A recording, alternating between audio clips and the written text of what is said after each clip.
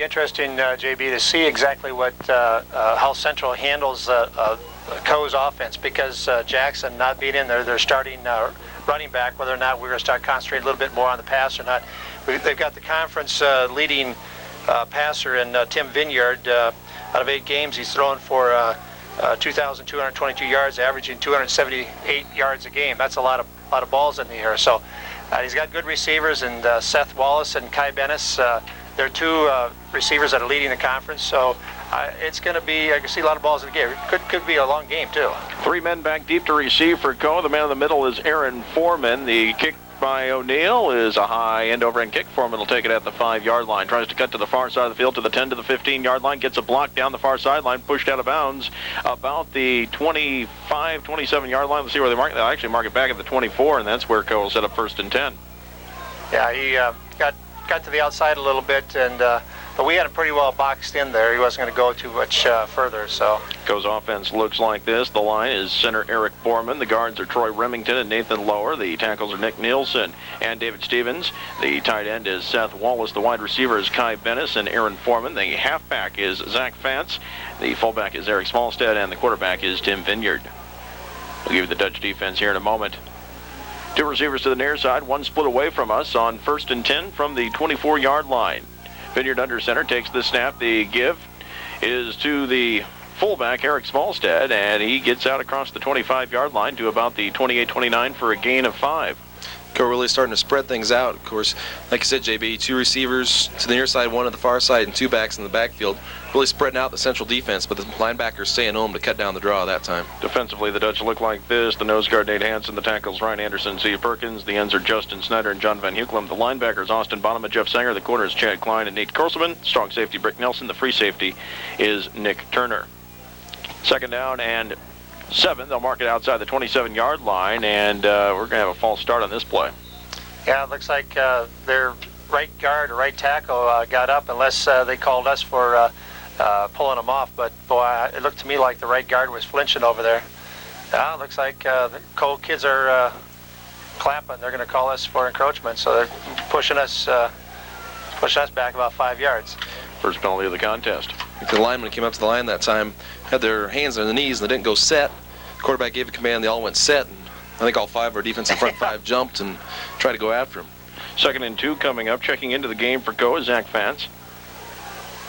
He is only a freshman, and we'll see how many carries he gets, replacing Frederick Jackson, who's suffered an injury. 2 receivers to the near side on 2nd and 2. Now the man going in motion is Aaron Foreman. Vineyard takes the snap. The give in the backfield is to the fullback, and there's nothing there for Eric Smallstead. Yeah, he was swamped that time. Some of the Pella fans will probably remember the Smallstead name, a young man out of Oskaloosa. Played against Pella High School several years ago and almost dismantled Pella himself because of either pass receiving or running the ball. 3rd and call of 2 coming up. The ball is at the 32-yard line. Coe needs to get to the 34. This could be a big play for the Dutch defense. 3 and out would be a great way to start the game for the defense. Get the Central offense on the field and get Coe's offense off the field. Bennis is split wide to the right to the near side of the field. Seth Wallace and Aaron Foreman. Under center taking the snap. Vineyard looking to throw. He's going to come to the near side and overthrows the intended receiver, Eric Smallstead, and it is 3 and out. Had a good route that time. The fullback just looped through the line of scrimmage and came out in the flat, but Vineyard just overthrowing him, and 3 and out. Yeah, I think Vineyard knew he had to lead him reasonably well because Nick Turner was right there on defense. He had the inside coverage, so he had to throw over the top of Turner. Did a nice job. The punter is Scott Sherrar, and back deep to receive is Chad Klein at the Central 35-yard line. Sherrar's 2nd leading punter in the conference, averages about 38 yards a game. He stands inside his own 20, awaits the snap. He does get it and gets the kick away. It's a high kick, and Klein will go back and take it at the 32-yard line between the hash marks. Cuts to the near side of the field, and he gets to the near sideline at the 40. Flag on the play. He's going to be wrapped up at the 49, but this one's coming back. Yeah, a block that really didn't have to be made. It was kind of behind the play already, and it's kind of a blatant clip right in front of the Central sideline and right in front of a referee, and that's going to draw some sharp words from the coaching staff, I'm sure. Yeah, Chad had already made the turn there and was cutting up the field, and you're right, he didn't have to make that block. 2nd penalty against Central College. It's going to be on Brady Bowes, the linebacker guy. I'm sure it's excited to get in there and want to make the big hit, but just half second too late and hit him in the back, and that one really hurts because the Dutch would have started out near midfield, and now they're starting out closer to the 20. Right. 1st and 10 from the 24, coming up 12:47 left to go first quarter, no score. Dutch break the huddle. We'll give you the offense here in a second. Under center is quarterback Scott Korselman. I formation in the backfield. The give is to the first man through, Ritzert, and he works his way about to the 26-yard line for a gain of 2. The Central offense looks like this. The line, center Reed Evans. The guards are Daryl Rouser and Matt Peterson. The tackles, Matt Jones and Alex DeWar. The tight end, Chris Beegler. The wideout, Joe Kane. The wingback, Chris McCullough. The fullback, Joe Ritzert. The tailback, Joey Lickway. And the quarterback is Scott Korselman. Chris Beegler back in there at the tight end spot, coming off of a little bit of a rib injury, and they say he's 100% now. He's ready to go. Korselman steps up under center. 2nd and 7 from the 27-yard line. We await his snap. He takes it. The give in the backfield is to Lickway, and he fights his way to about the 28-yard line as he was tripped up. One thing you're going to see from Co today is they're going to put a lot of guys in the box, probably 7 most of the time, 8 most of the time guys in the box, try to shut down the Central run. It's something they've done for the last 2 years. They've kind of made us put it in the air. We burned them through the air the last couple of years, but they're not afraid to bring the run and to make us go away from our A game. Co-defensively, Brad Curtin, Jason Hawker, Scott Searcy, and Drew Duffer, the linemen. The linebackers are Brent Dill, Josh Hinkle, Robert Mateel, and the defensive backs, Jesse Shate, Jim Gordon, Sean Ritchie, and Dante Smith. 3rd and 7 from the 27-yard line. Korselman drops back and then hands off to Lickway in the backfield. He's got a little bit of room to run down. He's got a lot to run. He's to the 45, brought down at the 49-yard line of the Kohawks. Oh, great play that time by Scott Korselman. He had everybody faked out. He's running a little sprint rollout to the far side, and there was a little delayed draw by Lickway. Lickway was running out to block for him, and then just cut right back off the left side of the line there, and good blocking for him, and had a nice gap. Key pickup on 3rd down. New little wrinkle in Central's offense. The fullback that time shuffling in motion. And another new wrinkle here. Central, like, Backs are split. Now they'll rotate. McCullough comes to the near side. Kane to the far side. It's an I formation. Korselman under center. 1st and 10 from the Co-49. Dropping back. The delayed handoff. No, the fake on the play action. And it's dropped by Ritzert at the line of scrimmage on the near side of the field. Yeah, Joe Ritzert, play action pass, came out of the backfield and a little out pattern here. And ball was thrown a little bit behind him. And you could tell that his motion, his body was kind of leaning back. And he was trying to lean forward with his hands and catch it. And just didn't have enough impetus to catch that ball. 2nd and 10 coming up. Kane coming out of the game. The Co-Central series right now, it's 5 wins for Central, 3 wins for Co, so it goes back a ways. McCullough goes in motion on 2nd and 10. Korselman under center. Hard count, takes the snap. The pitch in the backfield coming this way to Asherman, looking for a block. He's across the 49-yard line to about the 46 for a gain of 3. Again, that time Co with 8 guys in the box and attacking pretty well on defense. They're going to try to shut down that run and be up to the offensive line to stick on their blocks and get some good blocks from the fullbacks and the tight ends to open up that running game. Kane back into the game. Brownlee also comes in. Vandenoort will come out. And also coming out is Beegler. Finish my comment from before is we haven't played Co that much over the years because they haven't been in our conference. Everything's been a non-conference game until the last 2 years where we've beaten them twice. Korselman under center on 3rd and 7 from the 46-yard line. Takes the snap, drops back, looking to throw on 3rd down. Has time, comes back to the near side. Kane, it's up in the air, and it's incomplete as he had a hard time making that catch. I think Scott had to loft that ball just a little bit that time. It looked to me like if he was zipped that he had Kane on a nice post route there, but it might have been a linebacker standing away, so he had to lay it up there just a little bit, and it was just a little too far off for Joe to catch. Either McCullough or Kane ran a wrong route that time. They were both within about 10 feet of each other, and that really shouldn't happen. There was 3 or 4 Kohawk defenders there. So Seth Wallace and Jim Gordon back deep to receive. Tim O'Neill standing at his 40-yard line, getting ready to kick it away. He awaits the snap. 10-17 left to go here in the first quarter. No score. Gets the snap. The kick is away, just getting it past the onrush of a Co blocker, and it bounces into the end zone for a touchback. Well, it bounced right on the goal line, and it looked to me like when the ball was coming down, the way it was coming down, it had a chance to bounce back, but it skipped on that damper surface out there and went into the end zone. So Co will take over 1st and 10 at the 20-yard line after going 3 and out on its first series. It's too bad that ball had to be tossed just a little too far for Joe that time because that was he was wide open. Good penetration on the rush by Sean Ritchie of the Kohawks as well. A lot of red out there, guys. Red jerseys on Central side, red pants on Co side, red helmets on Co side. So when there's a lot of action out there, you get sometimes easier to pick out a black helmet or something that's a different color totally different color than what you are. But all of a sudden you're out there and you see a lot of the same color. It's hard to distinguish which player you're looking for. And a penalty is going to bring it back to the 10-yard line. Not sure what that was. Didn't even see Looked like a block below the knees on the punt. Yeah. So it'll be 1st and 10 from the 10. Didn't even see the flag be thrown on that play. I didn't either. Must have been on the inside of the players here that we didn't see it down. Getting back to what you were saying about the color, though, it's rather easy to dislike Co with that red and gold out there. Kind of look like the boys from Indianola. Yeah, right. I formation behind Vineyard on 1st and 10 from the 10-yard line. Man going in motion is Seth Wallace. Vineyard takes the snap, has time. He's going to go long over the middle, and that one's going to be incomplete as he overthrew everyone. Klein back on coverage. Also back there was Nick Turner. Good coverage that time. Klein playing man on the receiver, number 7, Kai Bennis. And then Turner back there playing his free safety spot, playing center field. And the ball was well overthrown, and nobody really had a chance to catch that one. 2nd and 10 coming up. Yeah, they try to catch us sleeping with the long pass. Kai Bennis 2 years ago down at Co had a kind of a career season, a career game against us down there. Everybody expecting it to go to Seth Wallace, and Kai Bennis was stepping up to the plate. Backs are split on 2nd and 10. Central jumped offside, maybe got back. Now the flag comes down. Vineyard throws under pressure, and the catch is made at the 26-yard line by Kai Bennis. And if the penalty is against Central, I imagine it'll be declined. That's going to be offsides against the Dutch. Again, jumping. Yeah. 2 or 3 guys jumped. They got back, except somebody must have still been in that neutral zone. Yeah, they're probably going to decline the penalty because that'll bring up 1st down for him. Gain of 17 on the reception.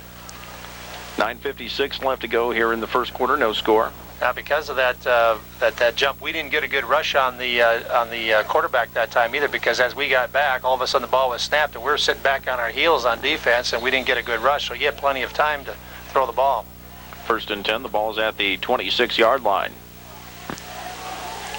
Vineyard under center. The man in motion is Aaron Foreman to the far side of the field. Vineyard drops back and then hands off on the delay. The give is to Eric Smallstead. He gets out across the 35-yard line, brought down about the 37-yard line. He's close to another 1st down. Yeah, a little play action draw play there, and set us up pretty well and picked his way through the middle of the line, and our linebackers had dropped to the defensive pass protection area, and consequently enough for a 1st down. 1st and 10 from the 38 coming up. 2 receivers to the right, 1 receiver to the left. Vineyard steps up under center on 1st and 10 from the 38. Drops back, has time, looking to throw, looking to the far side of the field, and overthrows his intended receiver. Aaron Foreman once again. That time, interesting that time, Seth Wallace lined up at the tight end position, in tight. Kind of watch him out of that position. Co likes to run some trick plays with him in that position. He's a good athlete, pretty quick. So it's like getting him a 3rd running back in there. Yeah, I think, was it Justin Hayden, the one that was pointing him out there that time, and Justin dropped back into the hook zone there for a pass situation. So they might have seen that on the films previously because Justin kind of knew exactly what to do in that situation. 2nd and 10 coming up. Backs are split behind Vineyard. 2 receivers to the right, 1 to the left, and the draw play up the middle. And a lot of room to run for Zach Vance. He gets out across the 45-yard line to the 49-yard line of Co for a gain of 12 and a 1st down. I think that's how Co's going to be effective running the ball against us today, because nobody's really had a good luck this year just being physical, trying to ram it down our throats. You run the play action run or the draw play, and you get your backers stretched out. Your defensive linemen get stretched out of their lanes a little bit. There's natural holes there for those backs to get into.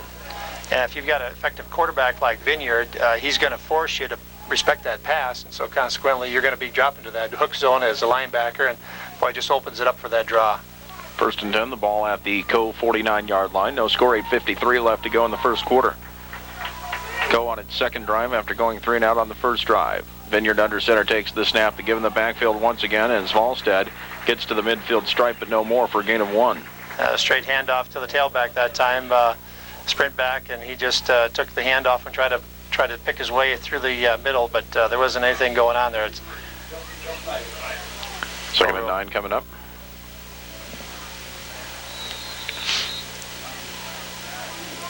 .8:21 left to go here in the first quarter. No score. Co comes in with a record of 6-2. Central is 7-0 coming into this contest. Vineyard steps up under center. 2 receivers to the right, 1 to the left. Takes the snap, drops back, looking to throw, under pressure, flushed out to the near side. He's going to throw a wounded duck to the near sideline, and the intended receiver is Coonrod on the near sideline. They'll bring up third down. Officials that time almost looking to see if that pass has been thrown away. Wallace kind of got into the area before the ball hit the ground, but good pressure that time by Snyder. Unfortunately, couldn't control himself and make the cut, but good pressure forcing him out of the pocket and forcing that errant pass. Right, Vineyard just had to toss it away. Third and 9 coming up from the 50-yard line. Elsewhere in the conference today, Buena Vista is at Loris, Upper Iowa Dubuque. Penn is at Luther. Somebody's going to get a win in that Upper Iowa Dubuque game, and Simpson is at Wartburg. Yeah, you got kind of the upper half of the conference playing each other, and the lower half of the conference in the standings playing each other this week. Backs are split on third and 9. The man in motion to the far side is Seth Wallace. Dropping back, Vineyard looking to throw, has time, wants to go to the right side of the field. He's got Wallace down the far sideline, and he overthrows him. Bring up fourth down. Chad Klein bit just a little bit on the out pattern by Wallace there, and Wallace turned up. He was in motion, took an out pattern, then an up pattern, and Vineyard picked him up and just overthrew him. Fourth and 9 coming up, and the Kohawks will kick it away. Scott Sherrar, the punter. These next 2 weeks are going to decide the conference, as Coach Kakmerczyk had said earlier in the broadcast. Co and Central playing, and then we turn right around, come back with Wartburg. Sherrod gets the snap, and he gets the kick away. It's a high spiraling kick well over Chad Klein's head. He'll call for the fair catch as it bounces into the end zone for a touchback. That thing left a divot in the end zone, I think. He really boomed that one. He's second leading punter in the conference. You can see why. He really drilled that thing. So Central takes over. First and 10 at the 20-yard line. 7:43 left to go in the first quarter. Still no score. Corseman will bring the offense onto the field for the Dutch.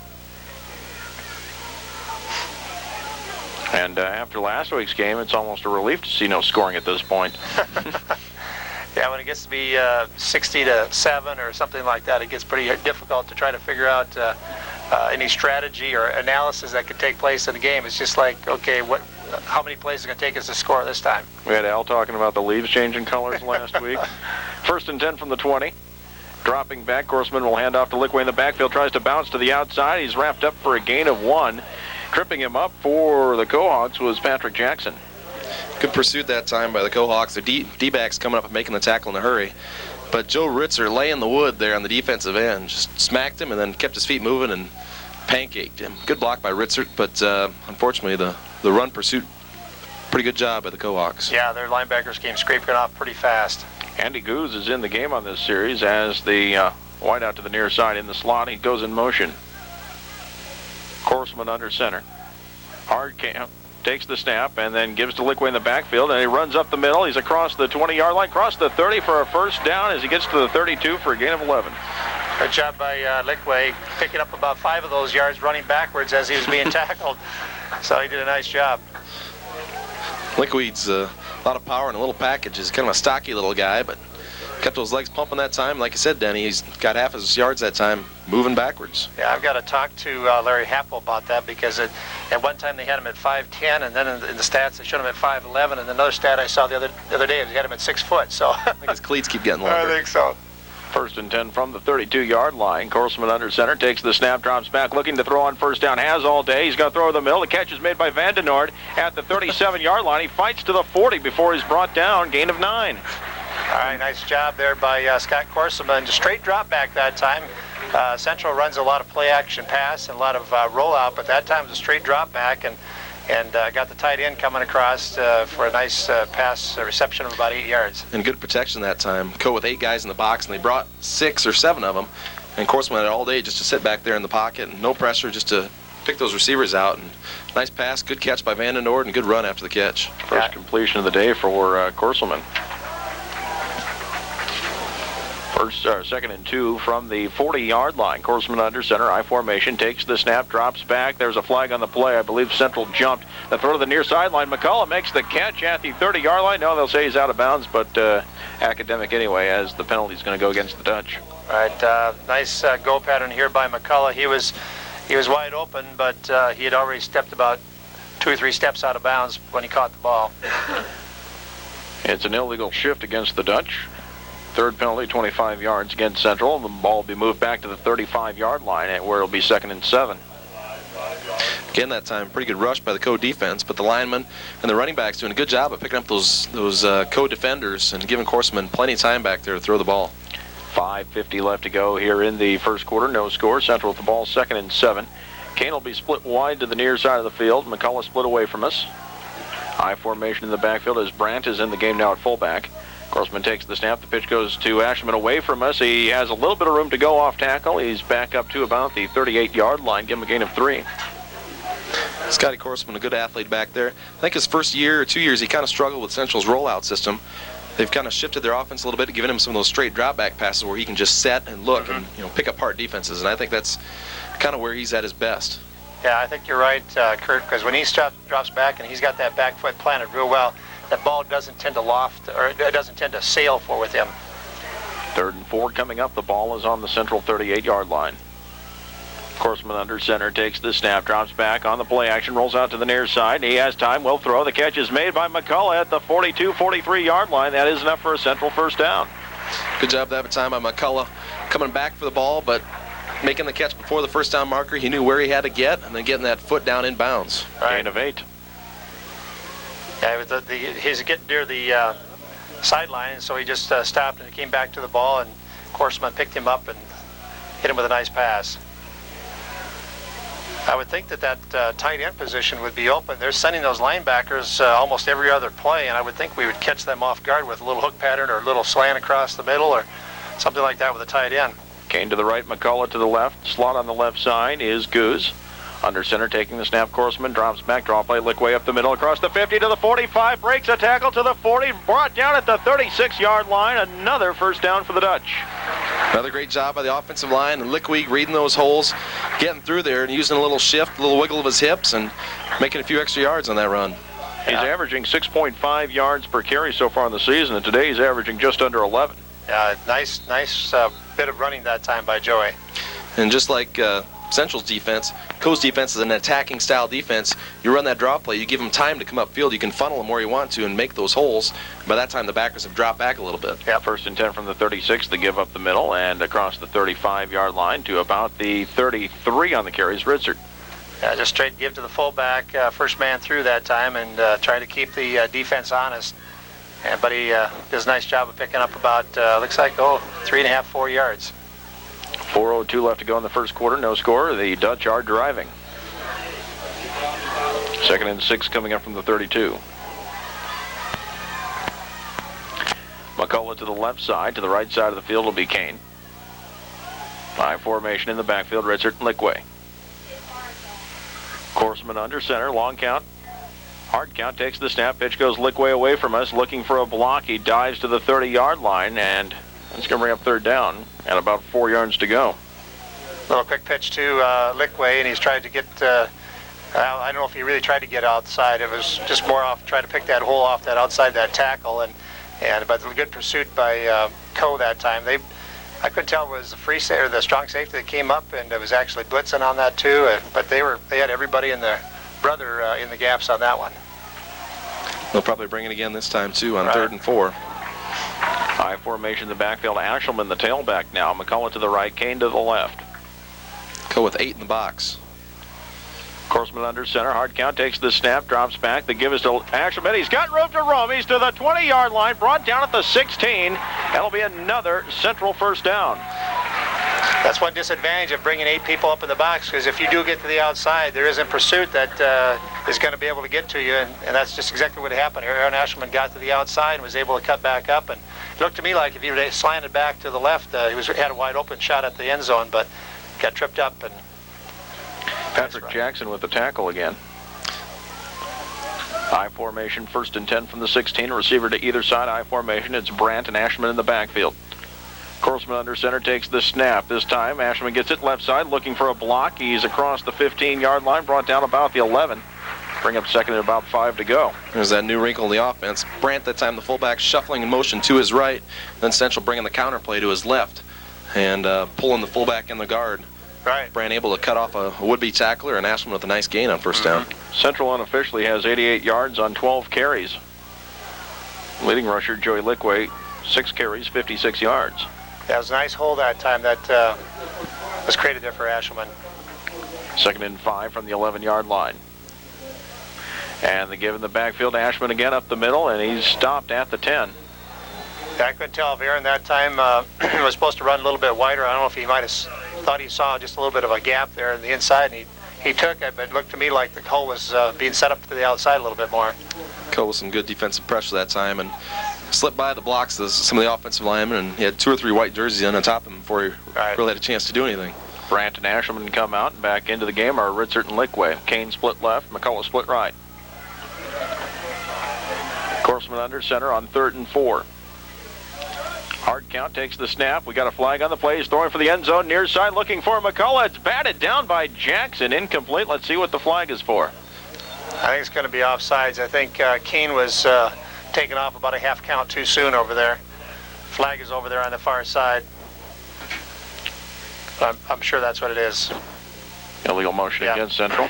Yeah, Joe was leaning on the snap and got too quick of a start there. Now we're fortunate we didn't get intercepted on that. Jackson did a nice job of playing defense on McCullough. McCullough was trying to do a little fade into the corner, and Korsman had thrown the ball nicely up there, but it was a little bit short. Penalties declined. It'll bring up 4th and 4, and the kicking unit will come on. Kurloff will try a 27-yard field goal. Kurloff with plenty of practice last week in that route to Penn. 10 of 10 extra points and a field goal as well. This will be a 27-yard attempt with 1:17 left to go in the quarter.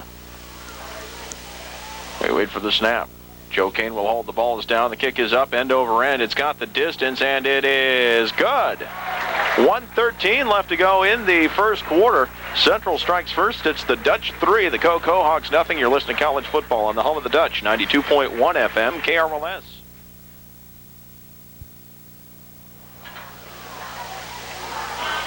And welcome back to Central College. J.B. Conley, Denny Hansen, Kirk Kaponchik bringing you today's action. And a 27-yard field goal by Marcus Kurloff has put the Dutch out in front 3-0. 1:13 left to go here in the first quarter.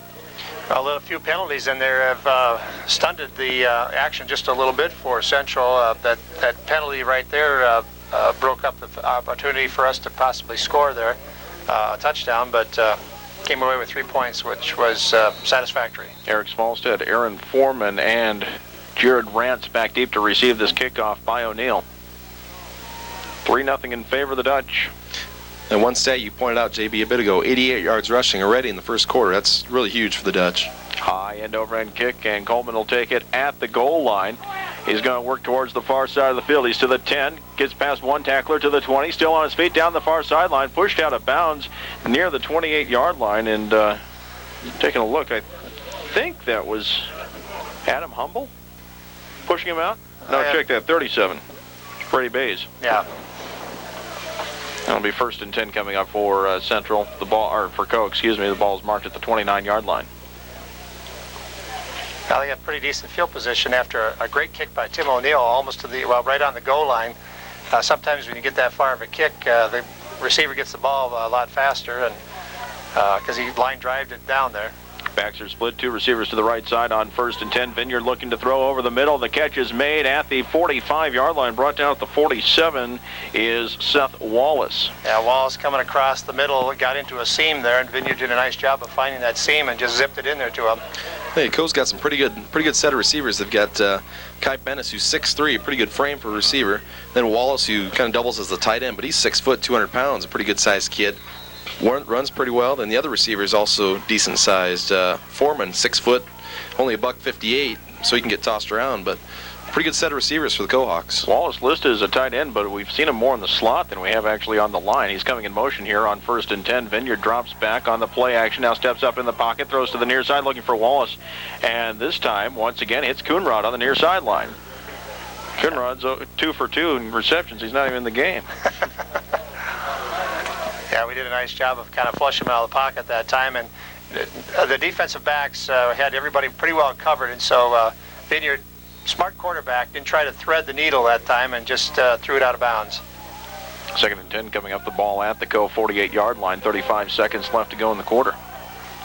If we can get to Vineyard, make him scramble like that and not set up, make those receivers cut their routes off, it's going to make an easier job for the D-backs. He drops back and hands off on 2nd down, and it's going to be a loss of 1 on the carry by Eric Smallstead. Good job by Sanger that time, getting in the play and wrapping him up on that draw.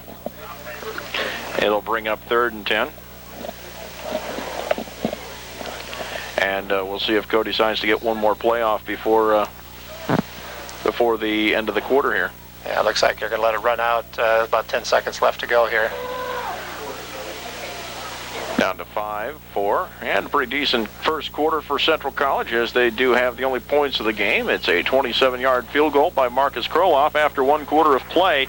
It is Central College 3, Co nothing. You're listening to college football on the home of the Dutch, 92.1 FM, KRLS Knoxville. Ballot just after 2 o'clock. That's a fast moving quarter. 8 guys in that box, but Central just marched it down the field. Kind of a nice mix of misdirection and timing, delay plays, delay runs, and so far very impressive. I think the key for those long runs that's been happening, because they have those 8 people up in the box, and if you're up in the box as a linebacker and you take 1 or 2 steps up towards the line of scrimmage, and all of a sudden they're running something outside, and if they do get outside you, then they make the turn. You're in so tight you can't make the scrape at an angle to cut off that block. 3rd and 10, Vineyard takes the snap, drops back, has time, now he's flushed out of there. He's looking to throw, the ball is loose!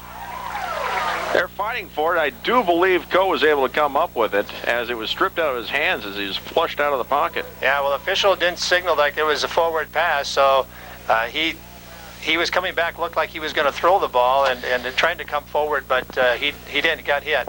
But way across the field. Flag. Be offsides against, I believe, Justin Snyder. Yep. Jumped, and either Vineyard doing a good job with his mixing up his count, or else Central just kind of, I don't know. Yeah, it looked to me like Justin, he jumped up in the air, but he must have moved forward enough that it broke that plane. So that's too bad. It was a great defensive push that time, but it's going to be nullified by a 5-yard penalty. And it gives them another shot, this time from 3rd and 5 instead of 3rd and 10. Right. That is the 4th penalty against the Dutch for a total of 30 yards. Co has been flagged once for 10. And against a good team like Co, you can't afford to give them too many second chances, otherwise they're going to burn you. Yep. 3rd and 5, backs are split. 2 receivers to the left, 1 receiver to the right side of the field. On the near side, it's Kai Bennis. And dropping back, Vineyard on 3rd down. He's going to throw to the far side, and the sliding catch, not even made. It was dropped by Smallstead, and it'll bring up 4th down. Yeah, trying to set up a screen on the far side. Vineyard did a nice job of setting that up, but threw the ball a little bit shy of Smallstead, and he couldn't catch the ball. 4th and 5, and Co will kick it away. Co doing a nice job of setting up that time. We had 4 defenders in Vineyard's face, and of course it's easy to see screen from right up here, but boy, when you got a free run at the quarterback, you're not even thinking screen, you're thinking get the quarterback. Scott Gerard will kick it away, and Jack Klein back inside the 20-yard line awaiting it. We wait for the snap. There it is. It's a low snap. Bounces once. Gerard picks it up, gets it away. A spiraling kick towards the far sideline. It'll bounce at the 10, roll out of bounds about the 11-yard line, and Central will set up deep in its own territory. That was a nice kick that time by Gerard. He line drived it over to the far side, and it hit in about the 15-yard line, scooted out of bounds at about the 11. So we didn't even have an opportunity to catch the ball and bring it back. Some first quarter stats here. The Dutch, 13 rushes for 87 yards, 2 out of 5 in the passing department for 17 yards, 104 yards of total offense. Co, 6 carries, 27 yards, 2 out of 8 through the air for 36 yards, 14 plays, 63 total yards, and probably the biggest stat, possession time. The Dutch with 9 minutes of possession time. 1st and 10 from the 11-yard line. And under center Korsman, 2 receivers to the near side of the field. Drops back, he's looking to throw, and the catch is made by McCullough at the 10, working back to the far side of the field, looking for a block. He lost the football, and Co recovered back at the 15-yard line.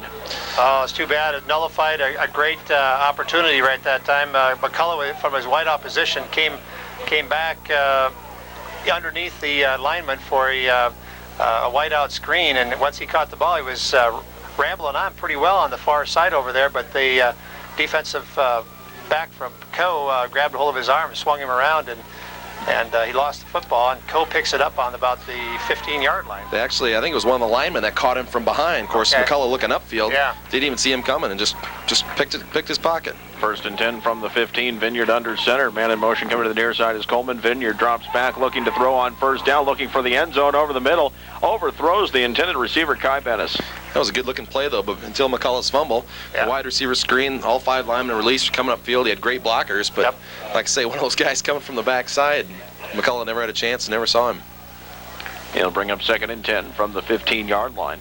That time, Vineyard Coe's quarterback tried to pick up Foreman running in a post pattern and just overthrew him. Nick Turner was doing a nice job of staying right with him, so certainly couldn't have thrown it short because Turner was right there. Backs are split in the backfield. It's Matt Wyckoff and Eric Smallstead. Vineyard under center. Long count, takes the snap, drops back looking to throw. Has time, will throw to the left side, and the sliding catch is made at the 5-yard line by Kai Bennis. He's going to be about a foot and a half short, looks like, of the 1st down. They're not quite going to give it to him. Yeah, just a little quick out pattern that time by, was that Bennis that caught that? Yes, it was. A little quick out pattern, and we were given just a little bit. We didn't react to his out move, and of course he's been running some down, out, and ups, and my guess is that they didn't want to have that happen into the corner. 3rd and 1 coming up. The ball is just inside the 7-yard line. Backs are split once again. Vineyard steps up under center. Here's where you got to watch for Wallace in the tight end position. Wyckoff goes in motion. The give, Smallstead across the 5. That should be enough for a 1st down for the Kohawks. This little second man through that time. Tailback following his blockers right over the top of the guard center hole and picked up about 2-3 yards, enough for the 1st down. Brings up 1st and goal on about the 4.5-yard line. Coleman comes back into the game. Kai Bennis is also in. 1st and goal for Coe. Dutch are going to have to really toughen up right now. We're getting our beverages right now. That's why there's a little bit of dead time here. Larry Happel, the sports information director, does a nice job of treating us up here, so appreciate that, Larry. Vineyard takes the snap. He's looking to throw for the end zone and going up for it, and coming down with it is Kai Bennis. He got his feet down before he lost the ball out of bounds. Touchdown, Coe. Yeah, it looks like Nate Corselman right there with him. He was shadowing him all the way, but Bennis saw the ball, and Corselman didn't, and went up and wrestled the ball away. Bennis ran a good route that time to the post. Post route can't get any better than that. The post was laying on his side in the end zone. He had Corselman turned around, and Nate just didn't have a chance to turn around and catch the ball, and Bennis went up and somehow got it. Right. Sherrar will kick. The ball is down. It's up, and it is good. 12:52 left to go in the 1st half. It is Coe 7, Central 3. You're listening to college football on the home of the Dutch, 92.1 FM, KRLS. And welcome back to Central College. 12:52 left to go here in the 1st half. And Coe leads Central by a score of 7-3. A 5-yard touchdown pass from Tim Vineyard to Kai Bennis. Well, Coe last week thought they should have beaten Wartburg. They lose to them in a close game, but they outran them, outrushed them, outpassed them, did everything they could, but outscore them. And my guess is that they've come out here with a little bit of fire in their eyes, and obviously got a great break with the fumble that happened to Chris McCullough back on the 15-yard line. Sherrar will kick it away. It's a high end-over-end kick, and it'll be taken at the 5-yard line by Brick Nelson. Coming back to the near side of the field to the 25, brought down at the 30. Brick found a nice hole there and was able to take advantage of it, brought it out to the 30. Central set up 1st and 10, down 7-3 here early in the 2nd quarter. Coe had that fluke a couple weeks ago up at Luther. They lose 17-7 up at Luther, and again, they outran them and outpassed them up there too, but didn't come away with the win. So, had they won that game, lost to Wartburg, they'd be 6-1. They'd be right in the thick of things here. And now with the lead 7-3, they're probably thinking they're trying to spoil our situation. 1st and 10. Corselman under center, takes the snap, drops back, looking to throw. Near side catch made by Kane at the 35, brought down at the 37-yard line. The tackle is made by Sean Ritchie. Just a nice little 2-step drop that time by Corselman. Ritzer, the fullback, going his little shuffle motion and then taking out a jumping defensive end. Just cut him perfectly right at the knees, opening up that passing lane, and Kane with a nice 7-8 yard gain on 1st down. 2nd and 2 coming up. Getting back to what you're saying, Denny, Co is facing elimination basically today. They can't afford to pick up a third conference loss. 2nd and 2 from the 38-yard line. I formation. Korsman, long count, under center, takes the snap. The give in the backfield to Lickway, bounces back to the near side across the 40 for a first down. He's still on his feet. He's going to have his progress stopped at the 42. Well, Kurt, I think they had 10 guys up in the box that time. They were really bringing the guys that time, and still we got the first down. Yeah. Joey Lickway doing a good job today of getting inside the tackles, running tough, taking down that first and second hit, and keeping his forward progress going in the right direction and getting that extra yard. Right. As Coach Cack said in the pregame, he wants to keep the offense on the field as long as possible today, make sure the defense is rested up to face Co's offense. And a good ground-controlled game is doing it for the Dutch so far. 1st and 10 from the 43-yard line. Korsman under center. I formation, takes the snap, fakes the handoff to Lickway, rolls out to the right, looking to throw. The catch is made by McCullough across midfield to the 47-yard line, and that'll be close to another first down, maybe a yard shy. McCullough down there with about a 10, 15-yard hook, and then starts coming back towards the sideline and picks up Korsman's pass, about an 8-yard gain there on the from line of scrimmage. Central doing a good job today of getting those positive yards on first down. Last 2 first downs, 8 yards both times, coming up with 2nd and shorts, 3rd and shorts, not putting themselves in those 3rd and long positions. I formation, give to Ritzer up the middle. That's enough for a first down. I thought they were the victim of a bad spot that time, but this time they pick up the first down. Right. They may not have had the first down on the last play, but they certainly, I don't think they were that far behind the first down marker where it was spotted. Dutch offense, it's been about 3 or 4 weeks since I have a chance to see the Dutch, but the offense just looks night and day different. Coming out aggressive, they're completing the passes, the short passes, a lot of yards on first downs, converting. Just a totally different look for the Dutch offense. 1st and 10 from the 46, 2 receivers to the near side, 1 away from us. Korsman under center takes the snap, drops back. The give is to Asherman. He's met by a few defenders in the backfield and still fights his way for a gain of 1. He was stopped about 3 or 4 yards in the backfield that time, and Aaron did a nice job of just getting back to the line of scrimmage. But a little sprint draw that time by Scott Korsman. Didn't fool a lot of co-defenders, though, and they were right there to make the tackle. Chris Biegler coming back into the game for Tony Brownlee. 2nd, we'll call it 9. The ball inside the 46-yard line of Co. 10:50 left to go here in the first half. Central down 7-3. Kane split to the right. McCullough split to the left. I formation in the backfield. Korsman under center, long count. Takes the snap, drops back, looking to throw. Wants to go to Kane. Kane makes the catch at the 42-yard line. He's immediately spun down, and making the tackle for Co is Jesse Schatt. Co defense not real big across the front. Buck 96, 250, 210, 227, but they bring so many bodies that it's hard for the linemen and the backs to account for them. I think that's how our rollout passes are really going to have a good effect for the Dutch offense. We're going to scramble away from that pressure and give Korsman a lot of clean lanes to throw through. Yeah. The only advantage that they do have is they're fairly quick.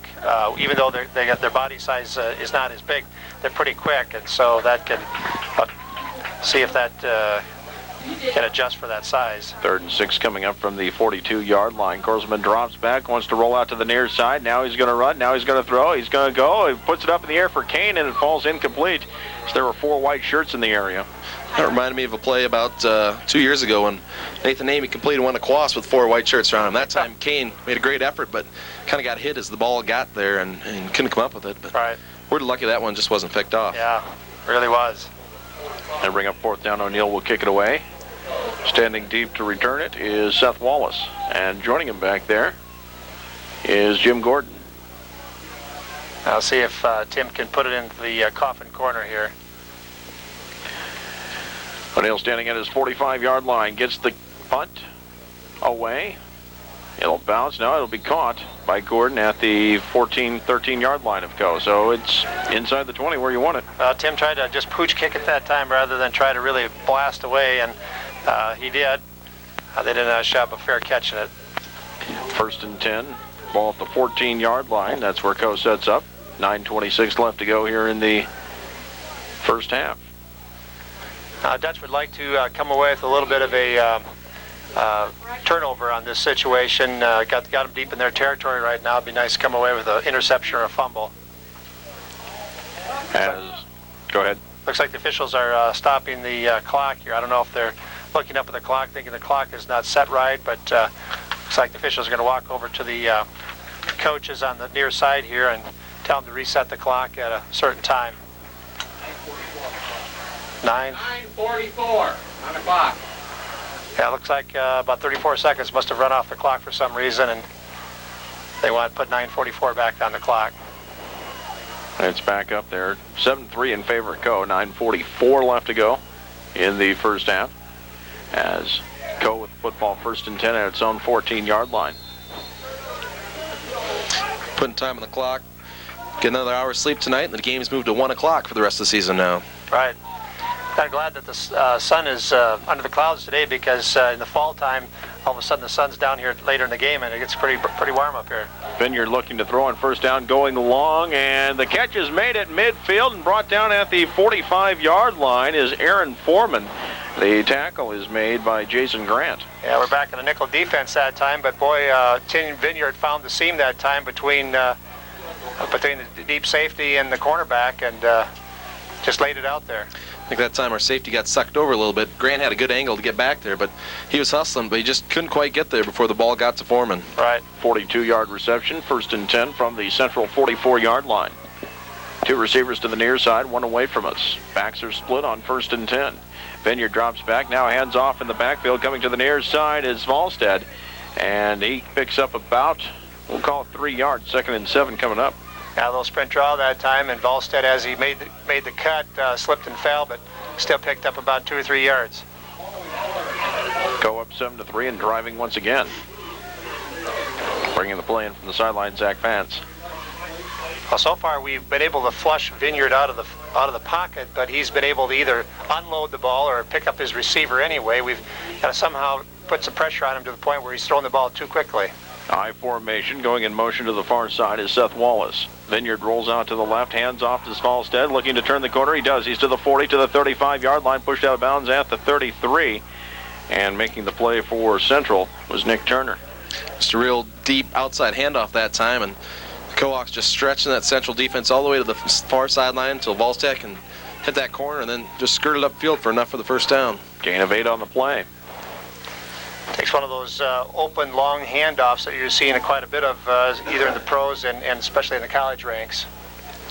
1st and 10 coming up. The ball's at the 33-yard line. 8:30 left to go here in the first half. To the left side of the field is Kai Bennis. To the near side is Aaron Foreman. Under center, Vineyard. Long count, takes the snap, drops back, wants to throw to the left, and there's no one down there. As good coverage by Korselman on the far sideline working against Bennis. Co-coaches complain a little bit, but Korselman that time had position on Bennis and just pushed him out of bounds, and that's completely legal as long as the receiver comes to you and you're not. And you were in that area first. Right, he was within 5 yards too of the ball, and he just chucked him and pushed him out of bounds, and Vineyard didn't have anything to do but throw it away. 2nd and 10 coming up. Coming to the near side of the field is Kai Bennis. Split wide left, Aaron Foreman. Backs are split in the backfield. Vineyard under center, takes the snap, drops back, rolls out to the near side. He's got time, looking to throw. It's up in the air, and he overthrows the intended receiver, Kai Bennis. I think that time he was trying to get rid of it too. Yeah, Turner was right there doing a nice job on Bennis. But Vineyard, again, escaped the pressure that we're putting on him, comes rolling out to the near side here, and was able to, and Bennis was on a deep flag pattern, able to get the ball off.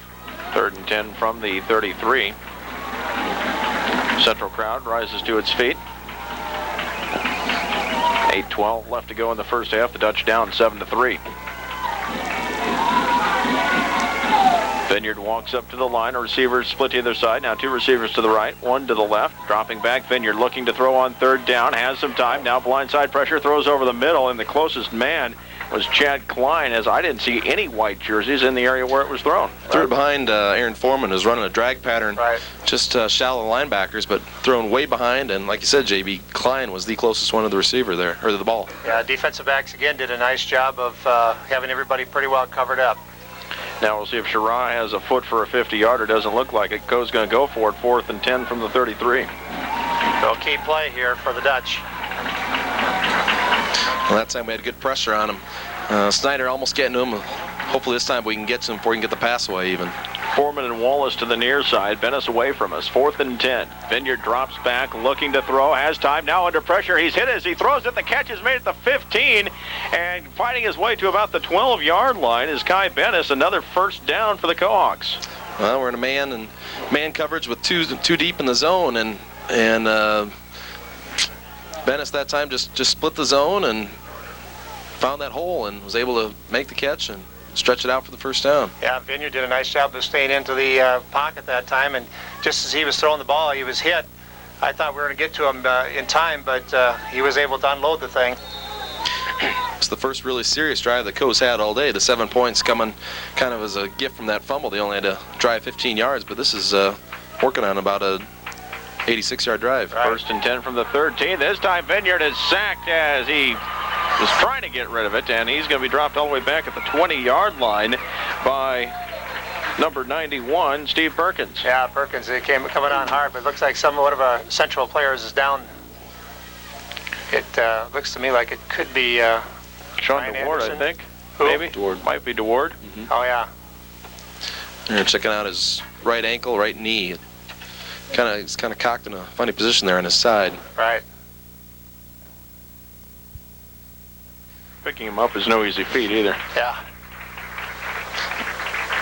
He's being helped to the near sideline, and hopefully it's nothing serious. Our Central's already had a rash of injuries to the offense this year, and now having a few to the defense certainly won't help. And DeWard's had some knee problems in the past. I know when he played in '96, he had a knee injury, and hopefully it's not coming back to haunt him, as he's doing a good job this year solidifying that interior defensive front for the Dutch. Right. There was a loss of 6 on the sack. Excuse me, a loss of 9 on the sack. It is 2nd and 16 from the 19-yard line. Right.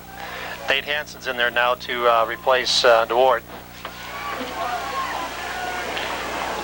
Backs are split, 2 receivers to the near side of the field. Vineyard under center, takes the snap, looking to throw on 2nd down, has time, has lots of time. Now he's flushed out of the pocket again, working towards the near sideline. Perkins will trip him up, and he gets the pass away, and it's picked off. Vineyard tried to get rid of the ball at the last second because Perkins was putting a hit on him, and just as he did that, was it Bonema that slipped in there and caught the ball? It was a nice job. I don't know who he was thrown to, but Vineyard didn't have a whole lot of space to throw it. It looked to me like he could be trying to throw the ball out of bounds, but Bonema was standing right on the sideline, and he might have just reached out and grabbed the ball before it went out of bounds. Big break for Central, taking over 1st and 10 at the 20-yard line. One of those passes that the quarterback should have eaten and taken a couple-yard loss, but wanted to make something happen. And like you said, Danny, Bonema just right there at the right place at the right time for the Dutch. 3 receivers set, 2 to the right side, I formation. Korsman drops back, hands off to Liquay. He wants to come back to the near side. He's met by a couple defenders just beyond the line of scrimmage. It wasn't quite big enough a hole for Liquay, and he's brought down for a gain of 3. There's a lot of green grass out there. If Liquay could have gotten past that block, there was a lot of grass out there for him. Again, that's where they had so many people up in the box that time, but fortunately they got a hand up and was able to trip him up a little bit. 2nd and 6, we'll call it. The ball's marked at the 24-yard line. 6:40 and counting left to go first half. The Dutch down by 4. Receivers are split. Kane to the near side and McCullough away from us. I formation. Korsman under center. Takes the snap, drops back, rolls out to the right, has time, throws, and overthrows Vandenoord at the 30. And he had Vandenoord open, too. Vandenoord just a little under pattern, and there wasn't anybody within 20 feet of him, I don't think. No. Just overthrew him a little bit. He wasn't able to stretch out and catch the ball. Little out pattern. Key 3rd and 6 coming up for Central. That's too bad. That would have been a first down there, or it certainly would have been short yardage on 3rd down.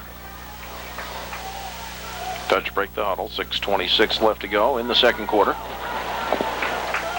I formation in the backfield. Pritzert the fullback, Liquay the tailback. Korsman under center, hard count. Trying to draw him off.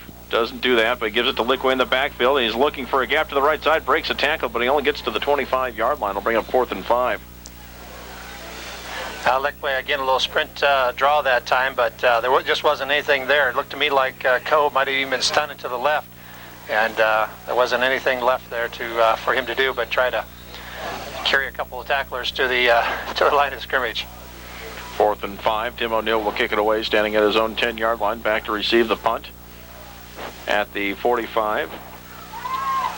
Denny's guessing it may be a fake. I don't think so. No, I was bemoaning the third the play on the third down. Oh, the punt is nearly blocked as it rolls towards the far sideline, and it'll be down at the Co 47-yard line. I thought you were signaling for a fake. Yeah, no, I don't want to be accused of second guessing here, but I was kind of hoping we were going to throw the ball in that third down situation, the play action pass, but we ran that sprint draw and just nothing was there. Well, the bad news for the Dutch, looks like Dward's day is done. He's got the leg up and the ice wrapped around the knee, and the trainer's working on that knee, probably a ligament or something, but looks like Dward's day, and maybe next week could be done.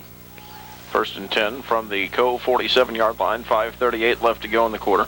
I formation, Vineyard steps up under center.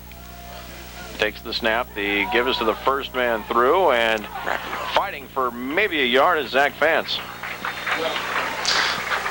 Well, fellas, this is shaping out to be a pretty good game. The Dutch offense moving the ball, but can't quite get it going. The Dutch defense coming in with big plays when they have to, and it's shaping up to be a pretty good game. No gain for Vance, 2nd and 10 coming up. Yeah, and Co's offense is moving the ball. Fortunately, we got the breakdown there on defense, but as you said before, they had about an 80-yard drive there and was stopped on the one. So 2nd and 10, ball at the Co 47-yard line. Vineyard drops back, then hands off on the draw play, nice. and making the tackle in the backfield for Central College is big old number 53, Justin Snyder. Snyder always does a good job getting pursuit and getting into that backfield, and that time he was able to slice through, get back in there almost as the back took the handoff and wrap him up for a big loss. Also 4 on the carry. yeah, a lot of times when you're rushing from the outside, your goal is to not let the quarterback get to the outside, but that time he actually saw the handoff, was able to slice in there and make the tackle. 3rd and 14 coming up. 2 receivers to the near side, 1 away from us. Backs are split. Vineyard under center, 4:20 left to go in the half. He drops back, looking to throw on 3rd and 14, throws over the middle, and the throw is too high for Seth Wallace. It'll bring up 4th down. Yeah, Seth Wallace really upset because he had his hand on the ball that time, and he was probably a little bit concerned too because he did a good job of getting shucked at the line of scrimmage and then shaking that off and then making that little slant pattern across there. So he was open, he thought, but Vineyard just let him a little bit too much. But credit the defense for probably doing a nice job of shucking him at the line. Sherrod will punt from his own 30-yard line. Back deep to receive the kick at the 20 is Chad Klein. And the Dutch defense starting to do a good job getting upfield, making those hits. Vineyard been hit a couple times. Back's getting tackled in the backfield now. Kick is away. It's almost blocked. It actually may have been touched a little bit. And Klein will make the catch at the 10-yard line. Gets past one tackler, but it's brought down by a second one at the 26-yard line. The tackle is made by Eric Svalstad, and Central set up 1st and 10. And I think we're going to have another needless penalty, a flag that was thrown by the line judge all the way across the field. Looks like it's going to go against the Dutch. Yeah, I think you're right. Great run that time by Chad Klein, nullified. It's going to go back. It's going to be a clip call against the Dutch, and the line judge throwing it on the far hash. Klein was running almost near the sideline on our side, a block that 35 really no sense yards making away. that block. They'll start from the 26, go half the distance to the goal. Yep. So it'll be 1st and 10 from the 13 when this ball's spotted. Well, we don't have instant replay up here, so we can't can't pick out the culprit. I'm sure he wouldn't want us to announce it if we could. Right.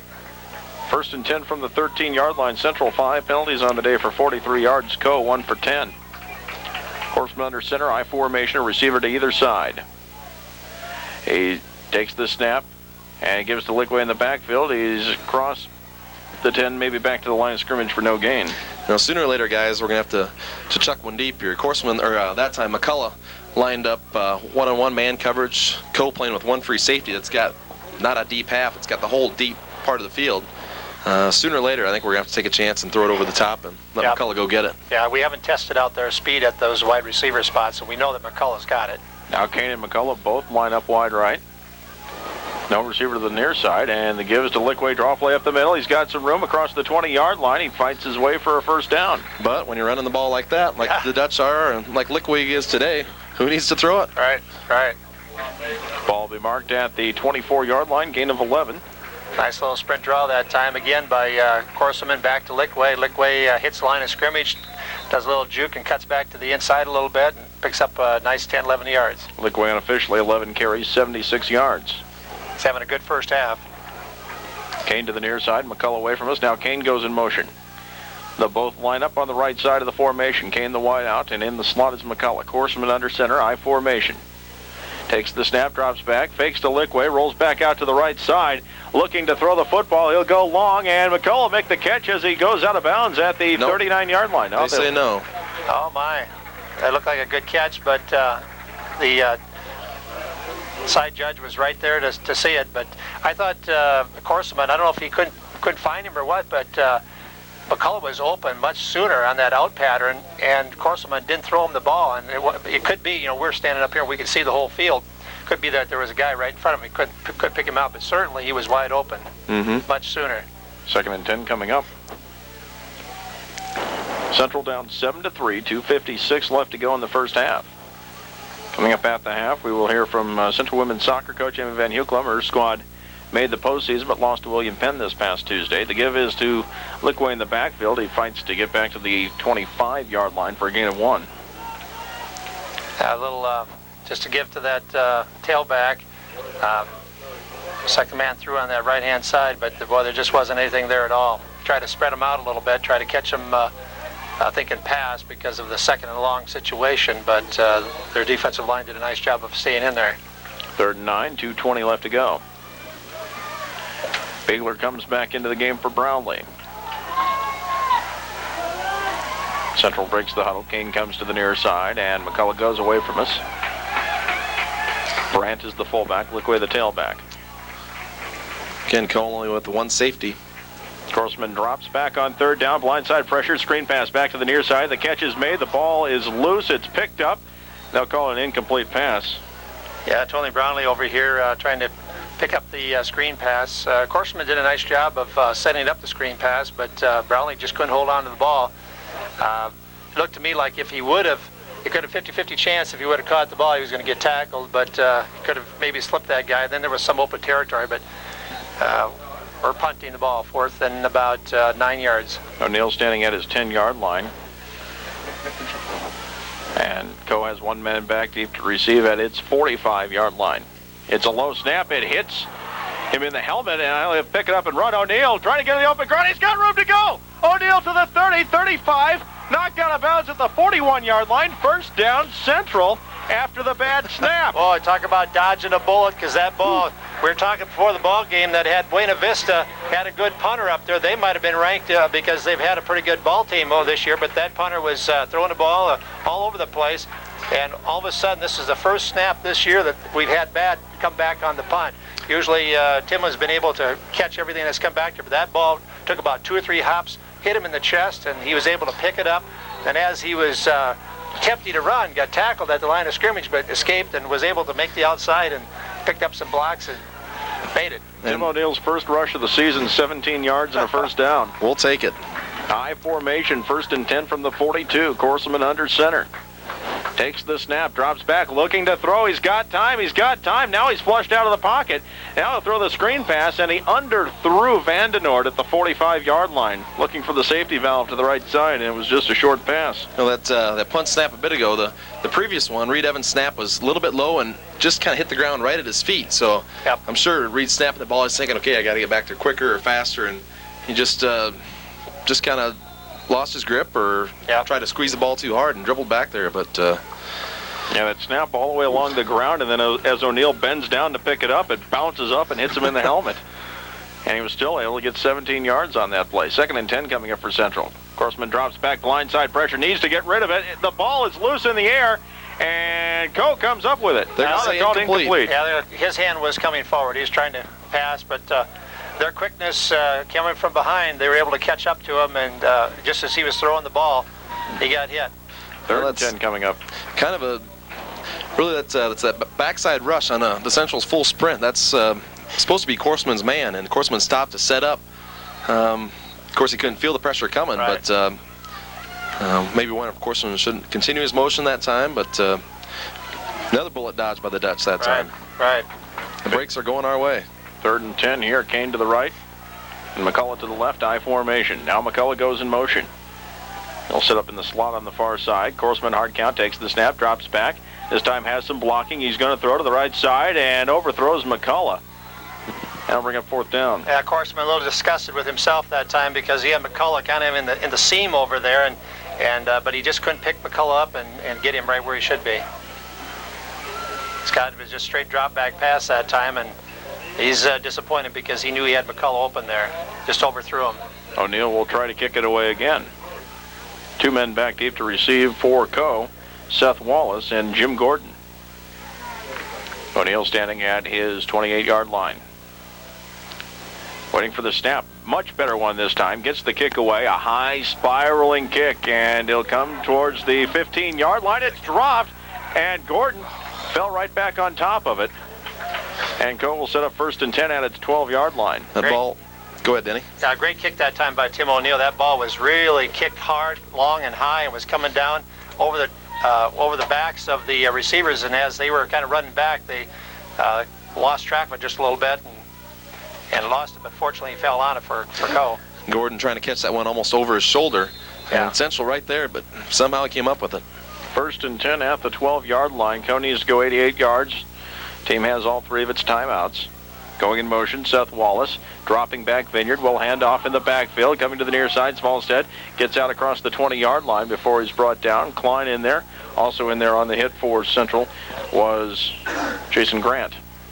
Little sprint draw that time by Vineyard back to Smallstead. Wallace comes from his wide-out position in motion a little bit and then tries to pick the linebacker off. So it created a little gap there. Smallstead picked up about 8 yards. Dropping back, Vineyard has time, now flushed out of the pocket, will throw to the near sideline, and he couldn't find Coonrod this time, but he found about 15 other red jerseys. Maybe we ought to get Coonrod a white jersey on the Central sideline so we can find him a little bit. I'll bring up 3rd and 2. Well, we flushed him out of a pocket that time, but and our defensive backs did a nice job, but we haven't been able to really put a hand on Vineyard, and that's really what needs to happen here for Vineyard to start second-guessing some of the things that he's doing. But he right now has been able to throw the ball without being molested. 2 receivers to the left, 1 receiver to the right. Vineyard under center. This time the draw play, and that's not going to fool anyone as Central's able to drop Matt Wyckoff for a loss of about 2. Big old number 98, Nate Hansen, and Ryan Anderson, the junior and the senior, getting in there on him and shutting the Kohawks down. The Dutch will have a crack at it here. Central takes its first time out with 45.6 seconds left to go. 4th and about 4 coming up. I think the Dutch had all 3 of their timeouts left too, right? They did. Last week, win so big, and you kind of sit back and relax, and you think things are going to just go smoothly for you, and all of a sudden now you got a little bit of a nail biter. It's a good fan game to watch, but I'm sure the coaches wouldn't mind be going into halftime with a little bit of a lead here, but we're down 7-3.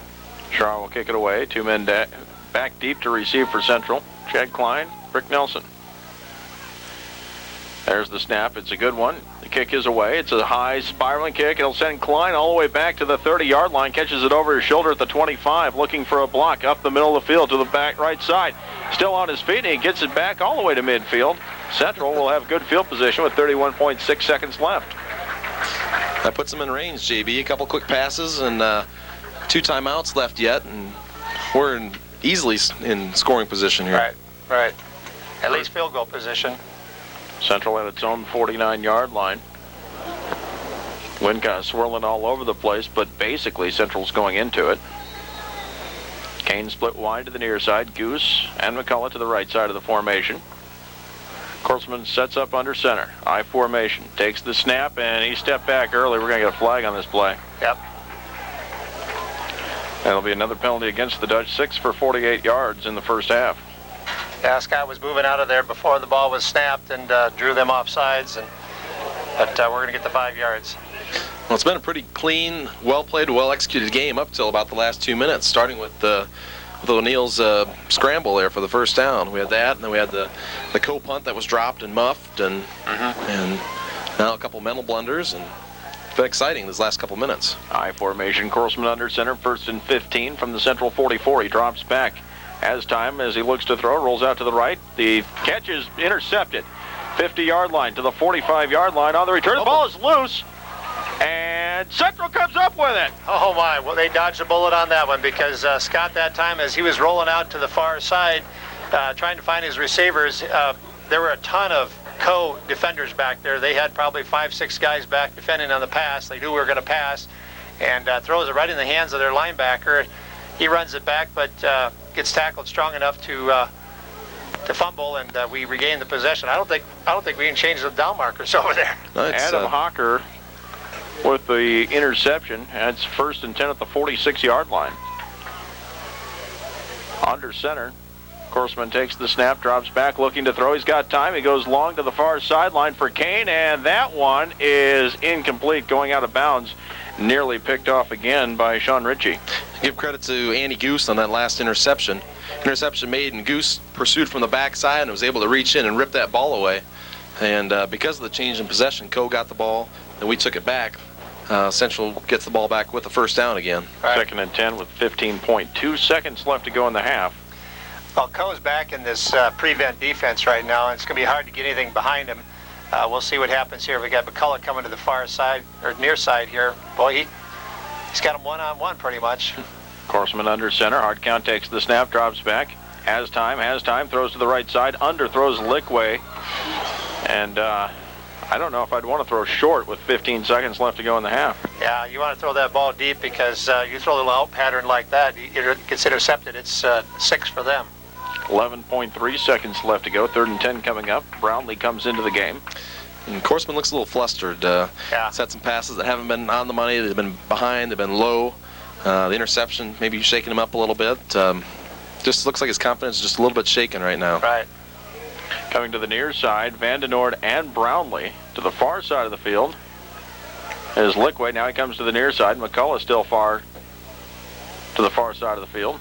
And we get a flag on the play, delay a game against the Dutch. Well, that was a good fortune for Co. They had one defender over here on our 2 wideouts over here, but I'm sure their safety would have slipped over. But certainly a little slant pattern there.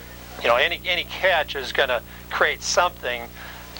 Missed tackle, all of a sudden you score. But I was surprised they didn't come over here with double coverage. And we had some serious mismatches that time as Central took the penalty. 3 of Co's defensive front 7 went off, and they brought in 3 D-backs. So. Now Goose and Brownlee are the wideouts to the near side. McCullough away from us, and in the backfield, Lickway all alone. And we've got movement on the offensive line. This play will be blown dead. Another penalty against the Dutch. There'll be another false start. I think this time it's going to be on Kane. Right. From his kind of in the slot position. Just flinched a little bit, and we're moving the wrong way here, fellas. 8 penalties, 58 yards against Central unofficially here in the first half. That's 2 on Joe today, leading too quickly, trying to get a jump start on the defensive backs. 3rd and 20 coming up. The ball all the way back at the Central 36-yard line. 10.5 seconds left to go in the first half. And it's 7-3 in favor of Co. Yeah, Co's got the dime defense out here. 2 receivers to the near side are Brownlee and McCullough. Kane away from us, and it's an I formation. As we wait for the ball to become set for play.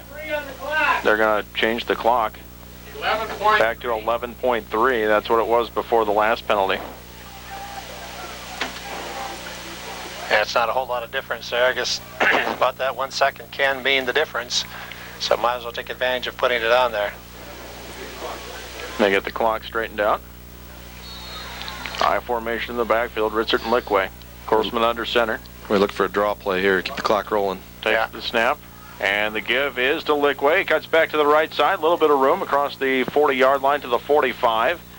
And Co's going to let the time expire rather than use the timeout.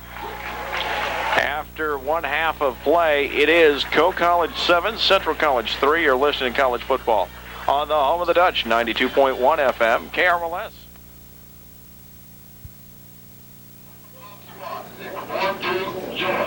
Ladies and gentlemen, Central Pop Squad.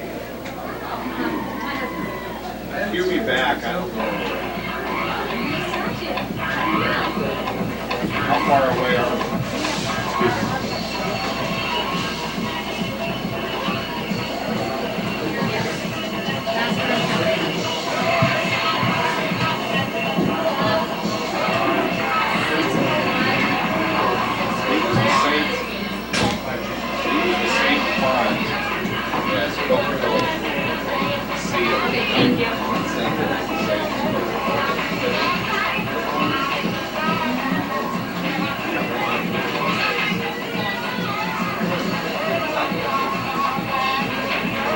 score here at halftime is 7-3, co-lead Central, so not a whole lot of scoring to recap you on. Coming up a little later, Jersey Dave and Shannon with the co-update. But first, let's take a look at the scoring. First quarter, Co had 3 possessions in the first quarter, unable to score on them.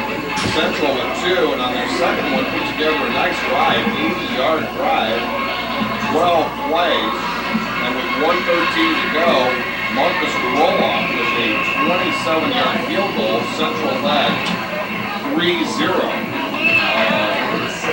No real big plays. It was a 14-yard run by Asherman, but otherwise just kind of grinding it out down the field for Central. That was the score going into the second quarter, Central leading 3-0. And then after the punt, Central had the ball on its 11-yard line on a 1st and 10, a little wide receiver screen. McCullough made the catch for Central, but was stripped as he was crossing the field. Jim Gordon jumped on the ball with 14.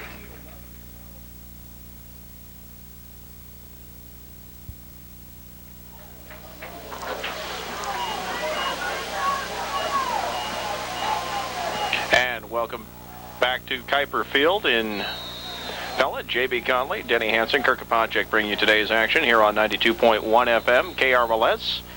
As we await the kickoff, Central will receive to start the third quarter. We'll remind you that this is the Pella Subway score footlong quarter. If the Dutch score this quarter, Abby Stephenson of Pella will win a free footlong sandwich courtesy of the Subway stores in Pella. Central defending the north goal post here in the third quarter. A high end-over-end kick. And Nelson will come up and take it at the 15-yard line. He's to the 20, gets a block to the 25, brought down about the 29-yard line. That's where Central set up 1st and 10. One thing you really like to see that Brick does well, he gets into traffic, he puts that second hand on the ball, he's covering it up, no one's going to take it away from him. So Right. Good job running the ball and protecting it that time by Nelson. Big high kick that time by Schwarr from Co. Boy, I was wondering if Brick was going to get to that ball. He was, but it must have been so high that he had plenty of time to get on it. But he wasn't sprinting hard. He did a nice job of getting to it and having a full head of steam when he did catch it. 1st and 10 for Central College at the 30-yard line. 2 receivers to the near side of the field are McCullough and Brownlee. Corsman under center, I formation. They give us to Lickway looking for a block. He gets maybe a half yard as he comes towards the near side of the field. Yeah, Joey took the ball, kind of a sprint draw that time. Really just a second man through on the near side, I guess, and just couldn't find any hole there. Everything was kind of pretty well bottled up by Co's defensive line. 2nd and 9 from the 31 coming up. Central down 7-3. Kane split to the near side of the field. Brownlee slot on the far side, and the wideout on the far side of the field is McCullough. I formation. Korsman under center, takes the snap, drops back, flag on the play. They give us to Lickway, and he fights to get back to the line of scrimmage, and 2 flags on the field. And we're going to have offsides on the Kohawks that time, getting a little antsy and trying to anticipate the count, and Korsman going on 2 that time. We'll take the 5-yard penalty, but interesting to see that the first 2 plays, Central coming out in the split formation with 2 receivers away and 1 on the near side. Both times going with man coverage, but only 1 free safety. So Right. the matchups are there for the Dutch. If they want to throw it deep, they're going to have man coverage. That safety's going to have to choose which way he's going to go. Right, because they're bringing one of their safeties up into the box and just daring us to throw the ball. On 2nd and 5, the pitch in the backfield to Lickway. He's fighting for yardage. He gets close to the 40-yard line. He stretches the football out across the 40. I think it's going to bring up 3rd and inches, though. Yeah. They're going to give it the first down. Just a great job that time by Lickway to keep those legs pumping and keep that pile moving forward. Yeah. 1st and 10. That penalty on Co a play ago, only the second for a total of 15 yards against the Kohawks. Central was flagged 8 times for 58 yards in the first half. I'm sure the coaches didn't let that one slip away in the locker room below us here at halftime. Right. Dutch break the huddle. It is 1st and 10 from the 40-yard line. 2 receivers to the near side, 1 away from us. Korsman under center takes the snap. They give us the first man through. Ritzard bounces off 1 tackler. He picks up a gain of 1 as the Kohawks sniff that one out. They just gave it to Richard on the fullback right up the middle, and he was able to pick up, looks like only about a yard. So he they brought everybody up in the box again, and as you said, Kurt, we got 2 receivers split out here. For some reason, we're not picking that up because we do a little out pattern with our slot back, and he's wide open. Do you think Central's running just for the sake of running the football, or are they running to set up the pass? Well, if they're running to set up the pass, they're doing a good job because Coe's just setting back, daring us to throw it. I formation. Korsman under center. Long count, takes the snap. The pitch goes to Ashman right side. He gets a block. He's across the 45, brought down at the 48-yard line for a gain of about 7 yards. Boy, they're just daring us to throw that ball because they're blitzing every single time. They're sending linebackers into the gaps and bringing the safeties up into the gaps. And so, again, that time when we got past the line of scrimmage, they didn't have a scrape angle as much from the linebacker spot, so Ashman was able to pick up some nice yards. Vandenord and Ritzert come into the game. Kane and McCullough check out. 3rd and 2 coming up. The ball on the Central 48-yard line. 12:24 left to go, 3rd quarter. I formation. Korsman under center. Tight formation. Brandt comes in motion to the near side. Takes the snap. The give is to the second man through. Ashman across the 50 for a first down. Nothing fancy there that time. Just the fullback lead play. Running away from the motion, Brandt coming in motion towards us, and they ran to the far side of the field. Just straight up, hard-nosed, best man wins football. Gain of 4, 1st and 10 from the Co 48-yard line. Now McCullough comes back into the game for Brandt. And the Dutch are just setting them up. It's tough to be patient because sooner or later they're going to throw the deep ball and they're going to have them open. Yeah, they really haven't. Well, there we got McCullough on single coverage again. He's wide to the near side. I formation, 1st and 10 from the 48-yard line. And this time the give is to Ashman, right side of the formation, and he maybe got a yard. Well, we tried the counterplay that time, a little misdirection. But when they're bringing so many bodies, somebody slips through unaccounted for, and all it takes is one person to get up there and screw up your timing or screw up the blocking scheme. Right. Flickway back into Ashman, and this is not something you see often, is see tailbacks shuttle in for each other within a series. You might see them alternate series every once in a while, but this is highly unusual, but we've seen Central do it several times this year. Flickway's the tailback. Receivers are split on 2nd and 10. Korsman under center takes the snap, rolls out to the near side on the option play, keeps it himself. He's got some room to run. He's to the 40. He's to the 30-yard line, puts his head down, fights his way to the 21, and a late flag comes out. That could be a face mask. That's going to be a personal foul, a little late hit that time on Korsman. He was down, and the Kohawks looking for a cheap shot, got in there, and just a great job running the option, stretching the defense out. And I think something you touched on earlier, Danny, once we get to that corner, everybody is up inside that box. There's nobody there for secondary support. Yeah, they don't have an angle, and so consequently when Korsman cut it up there, boy, he had wide open running space. Gain of 27 for Korsman. Tack on another 10 yards on the half the distance to the goal line. Yeah, that's big. That's a big call right there. And the ball will be just outside the 10. 1st and 10 coming up. That's the first time we've seen the option today. Kane and McCullough split to the right side. I formation in the backfield. Korsman steps up under center, 1st and 10. They give in the backfield. Lickway looking for a block. He dives to the 6. Boy, you can feel the momentum just kind of slowly starting to swing around to our side. The offensive line kind of taking control of the game down there. The running backs running hard, and we're starting to see the holes open up a little bit quicker, and the backs and Korsman starting to find those holes. Yeah. And Central has not put the ball to the air on this drive. Starting at its own 30. The ball now at the Co 6. Kane and McCullough come to the near side of the field. McCullough in the slot, Kane the wideout. Korsman under center, 2nd and 6. You can get a first down without scoring, but it'd be very close. Give to Lickway, right side of the formation across the 5 to about the 4. Give him a gain of 2. It'll be 3rd and goal. Tailback off that right side guard tackle hole, but once he hit the line of scrimmage, he got tripped up just a little bit and wasn't able to maintain his balance, but did pick up a couple yards. 3rd and 4 from about the 4.5. Central crowd banging their feet on the bleachers. 9:53 left to go, 3rd quarter. Central down 7-3. I formation, receiver to either side. Now going in motion. Korsman away from us. Or McCullough, excuse me. Korsman takes the snap, rolls out to the near side. Now he steps forward and gets maybe a yard, as that was pretty well defended by Co. In there on the tackle was Robert Mattel. Tried to run the option to the nearest side here that time. Corseman comes with the ball down the line of scrimmage, and the last time, of course, when he cut up, he had some open space there, and everything kind of collapsed pretty quickly. He was running to the near side of the field, the short side, and he didn't have whole lot of room there. They had picked up his pitch man, so he had to keep the ball, and just got wrapped up at the line of scrimmage. 4th and 4. Central will try the field goal. This will be a 21-yarder from the near hash mark for Kroloff. Kane will hold. They wait the snap. The ball is down. The kick is up. It's got the distance, and it is good. 8:58 left to go in the third quarter. And congratulations to Abby Stephenson of Bella. You win a free footlong sandwich courtesy of the Subway stores in Bella. 8:58 left to go. FM, KRLS. 8:58 left to go here in the third quarter. Central only down by a point now, 7-6, as Marcus Kroloff has kicked his second field goal of the day. This one from 21 yards to pull the Dutch within a point. Tim O'Neill will kick it off. 3 men back deep to receive for Co.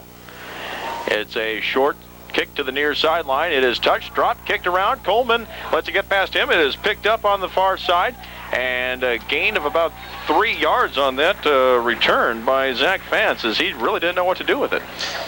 Tough to tell if that was intentional or if O'Neill just missed it, but kind of a squib kick that bounced, or a co-player touched it about the 32, and then it rolled backwards, and they fumbled it around a little bit, but worked to the Dutch's advantage that time. Yeah, I think that time Tim was trying to kick long and deep because he had his, I don't think he made contact with the ball correctly, but fortunately they mishandled it. Co sets up 1st and 10 out of his 24-yard line. I formation, a receiver to either side. Vineyards drops back, has time, looking to throw. Now under pressure, he's flushed out. He's tripped up back at the 15-yard line. The tackle is made by Justin Snyder.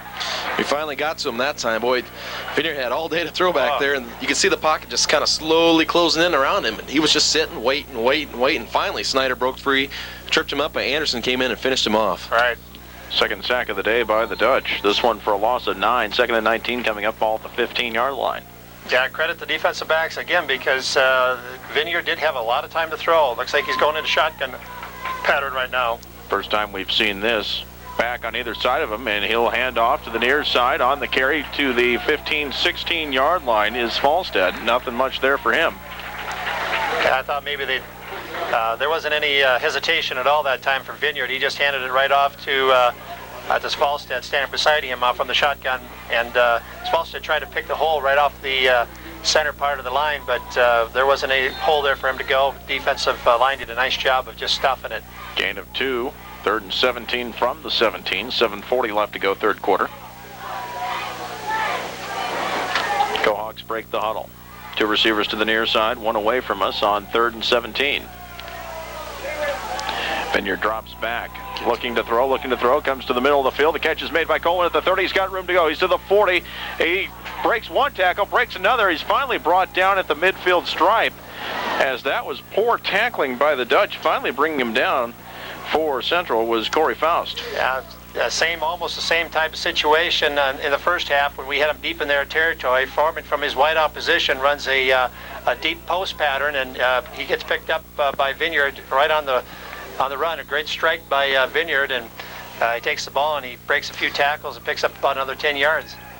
Foreman 2 catches for 75 yards today. I formation. Vineyard under center, receiver to either side, and the give is to the first man through, and it's a gain of 5, 6, 7 yards for Matt Wyckoff before he's finally brought down.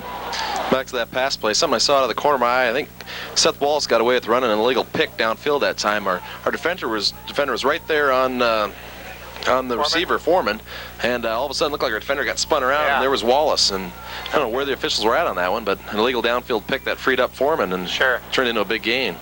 2nd and 4 from the Central 44-yard line.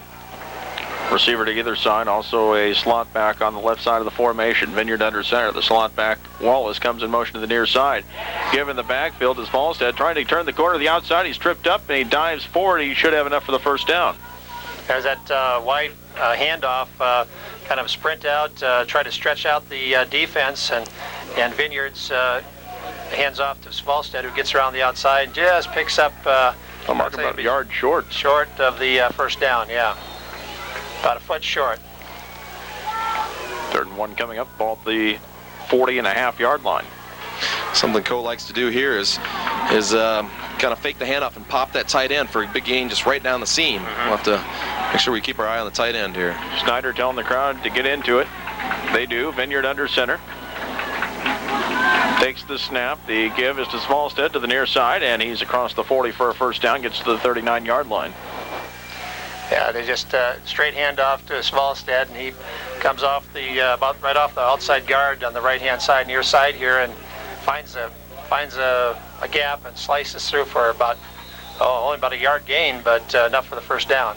5:38 and counting left to go, third quarter. 7-6 in favor of Co. We let them out of the hole. We had them down deep in their territory, and but the long pass to Foreman again let them out of the hole. Lone back is Zach Fantz, as there's two receivers to the left, one to the right, and Vineyard will throw and overthrows Coleman to the left side. Little shot by Brick Nelson that time to let Foreman know he was there, right in front of the Co bench. They didn't really care for that, but just a little hi, how are you? And Brick Nelson kind of stuck out his hand to say, well, maybe it wasn't necessary, but Foreman didn't really care for that. But yeah. Foreman did a quick out from his, I don't know, was he in the slot that time or just a wide out position? But he just did a little quick 2-3 steps and out, but Brick Nelson was right there to play defense on him. 2nd and 10 coming up, the ball at the central 39-yard line. Two to the left, one receiver to the right, backs are split. Vineyard under center, takes the snap, drops back, has time, looking to throw over the middle, and the catch is made at the 30-yard line, brought down at the 26 is Seth Wallace. Yeah, that time Wallace was in the slot, and he came in motion a little bit. Brick Nelson was right with him and chucked him at the line, but was able to get loose, and there wasn't anybody across the middle, so it was fairly open in there for Vineyard to see Seth Wallace coming across there and picked him up for a nice gain. Brings up first down. 1st and 10 from the 27. 5:10 left to go in the third quarter. Go up 7-6. Co's marching here. We got to stop them right in this area here. They get down inside that 20. They're pretty tough inside there. High formation in the backfield. Coming in motion to the near side is Seth Wallace. And the give up the middle on a draw play, and it's a gain of about 2, maybe 3 yards. Yeah, a little sprint draw back there by Vineyard. He heads back, and little running back Swalstead was able to just take and pick up 2 or 3 yards off to the far side. Ball marked at the 25. It'll be 2nd and 8.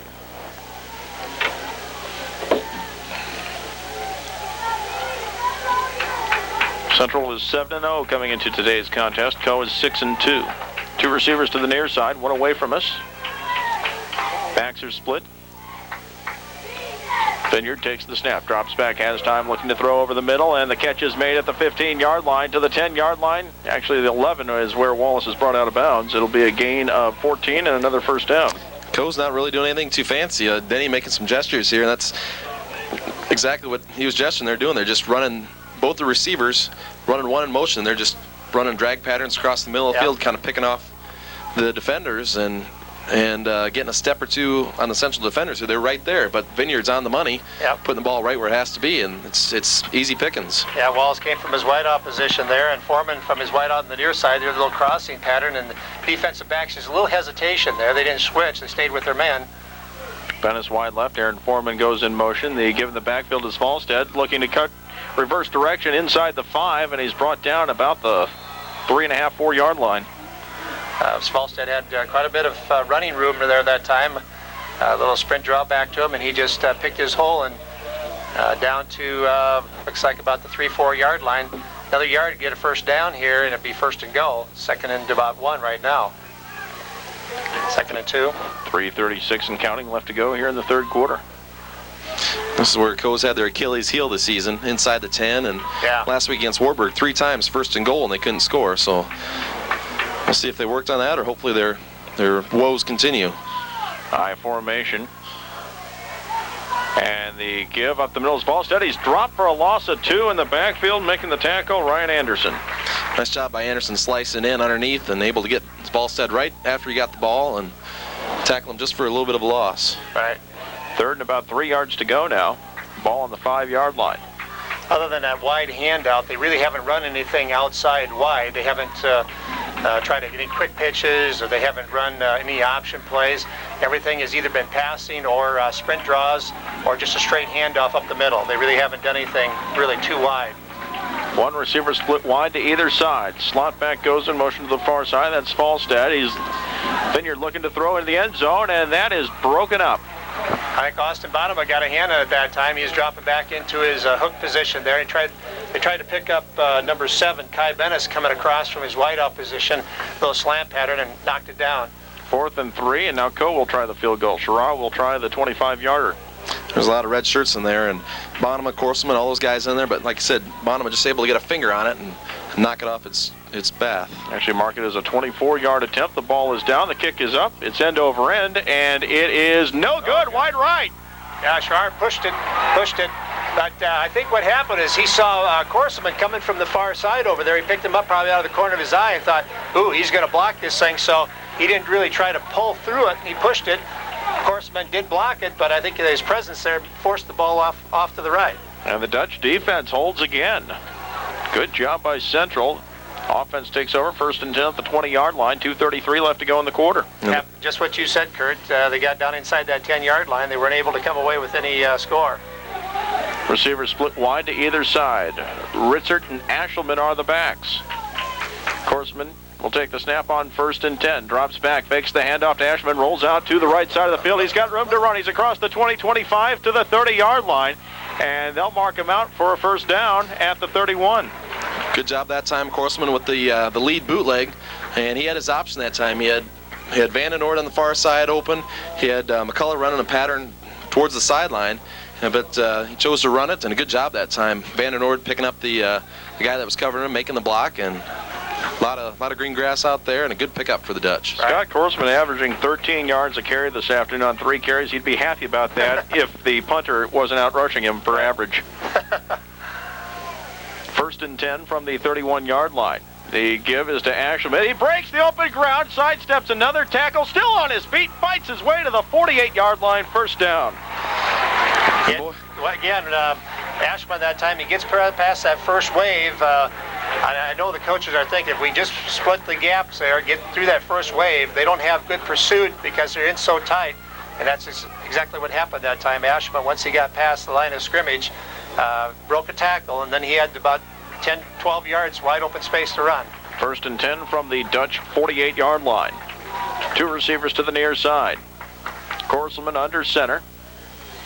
Hard count, takes the snap, drops back, gives it in the backfield to Ashelman, sidesteps a tackle across the 50 to the 49, gain of 3. Boy, Coe still putting 8, 9 guys in that box, just stuffing up, gearing up to stop the run, but not phasing the coaches and the Central offense. Just they're still taking them on and running right at the heart of that Coe defense. Central has not thrown the football here in the second half. It is 2nd and 8. They'll mark the ball at the 50. Yeah, they got fortunate at that time that Ashelman got tripped up a little bit because once you get past that one tackler, it's a lot of territory there open. Nearly 100 yards on the ground here in the 3rd quarter for Central. The give to Lickway in the backfield is across the 45, still on his feet, fights his way to the 41. Another first down for Central.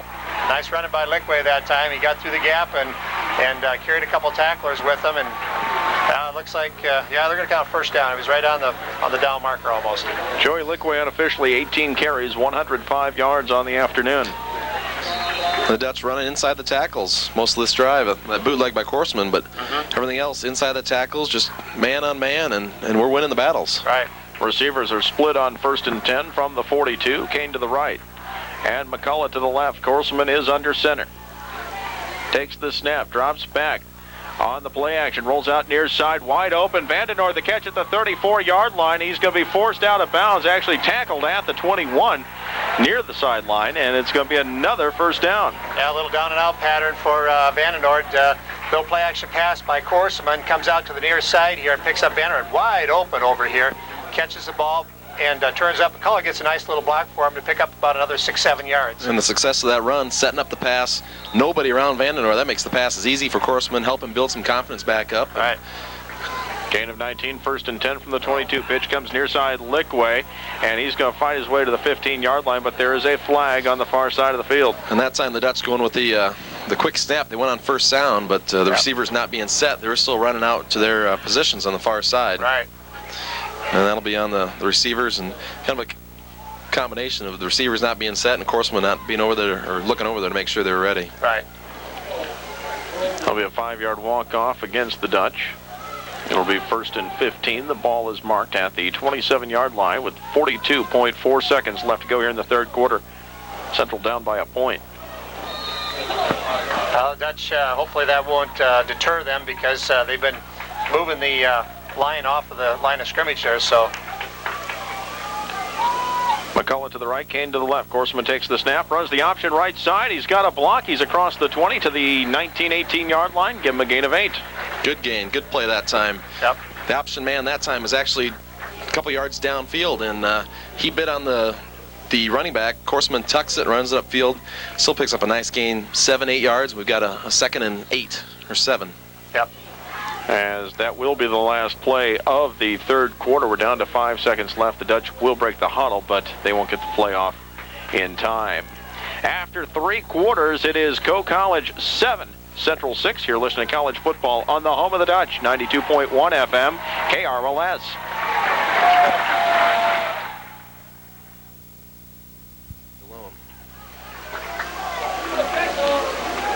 Well, the Dutch would have to keep this momentum up now coming into the second quarter. Hopefully they can keep it going. 2nd and 8 coming up. The ball is on the 20-yard line as we start the fourth quarter. I formation in the backfield. 2 receivers to the left side of the formation. Korsman, long count, takes the snap, rolls out to the right side on the option play. He'll keep it himself. He dives for the 15-yard line. Still on his feet down the sideline. He's dragged out of bounds about the 4.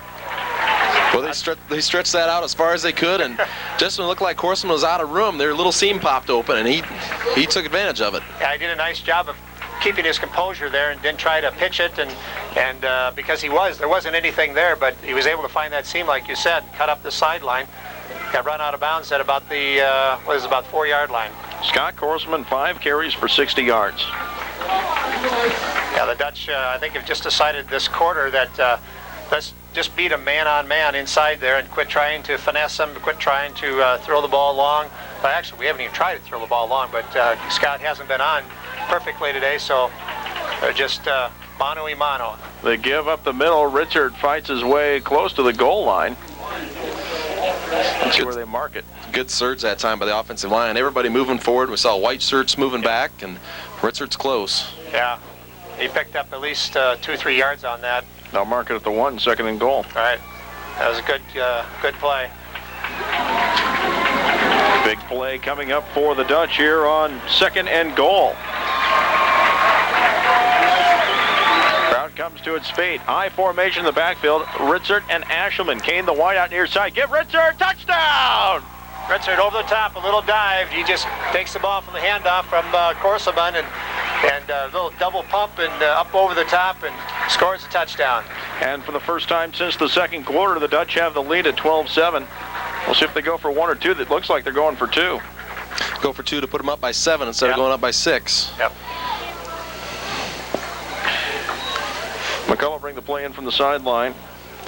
Well, you couldn't draw that play up any better. There was a good surge. Ritzert just dove over. Ritzert wasn't touched till he landed on his head in the end zone, I don't think. Well, I hope he's okay. I formation in the backfield. Korselman is under center. Takes the snap, rolls out to the left. He'll keep it himself. Dives for the end zone. He's in. Nice little option again. The pitch man came up, or the defender that's covering the pitch man came up strong to take away the pitch, but we did a nice job of stringing it out. He was able to find that gap and slipped up in there. Their pursuit, they've got everybody up in tight. Their pursuit, their angles aren't there, and I think the coaches have realized that. They're taking advantage of that run just a little bit outside their cornerbacks. And the offensive line and the tight end's doing a great job of blocking. Last few options plays, Korsman's running upfield while he's looking to make the pitch. He's not having to run straight down the line of scrimmage or run back. He's running upfield, so a good surge on the corners by the Dutch offense. They'll keep it here with 14-18 left to go in the fourth quarter. Central with a 14-7 lead on a 1-yard touchdown run by Joe Ritzert. Well, I don't think 14-7 is, well, it's obviously enough to win the game, but their potent offense over this whole year has been, I mean, I wouldn't be satisfied with 14-7. Our offense got to keep pushing the ball and score a couple more touchdowns. Through 3 quarters, Coe only had 220 yards total. which is about half of what they have during a regular game. Right. Or at least their average. Central will kick it off. 3 men back deep to return for the Kohawks with 14-18 left to go in the contest. The Dutch up by 7. O'Neill puts a boot to it. It's a high end-over-end kick, and Coleman will come up and take it at the 15-yard line. Cuts to the far side of the field. He's to the 20. Tries to get around a tackle, and he's brought down at the 24. And he comes up holding his knee. He appears to be okay.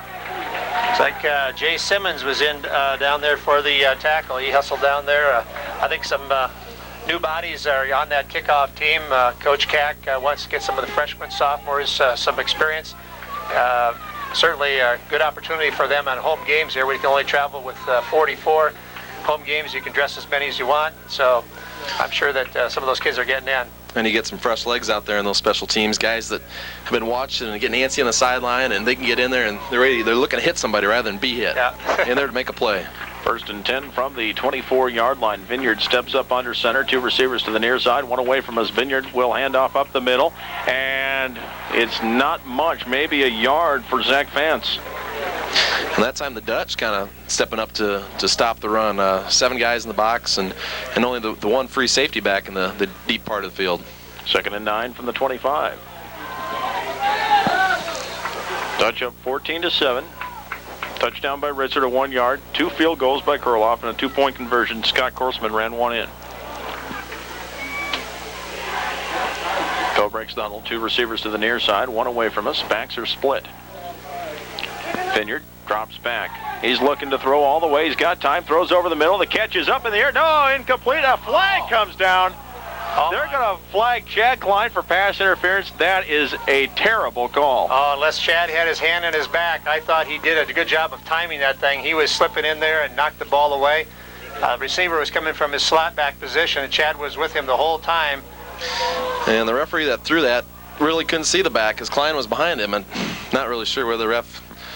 He's got some guts to make that call because it's pretty close, and just a great play by Klein. He reached his hand in there and slapped the ball. Yep. Now Wallace didn't really have much of a chance to make the catch there with Klein in coverage, but it was not like Klein was interfering. No, I didn't think so either. I thought it was a great defensive play.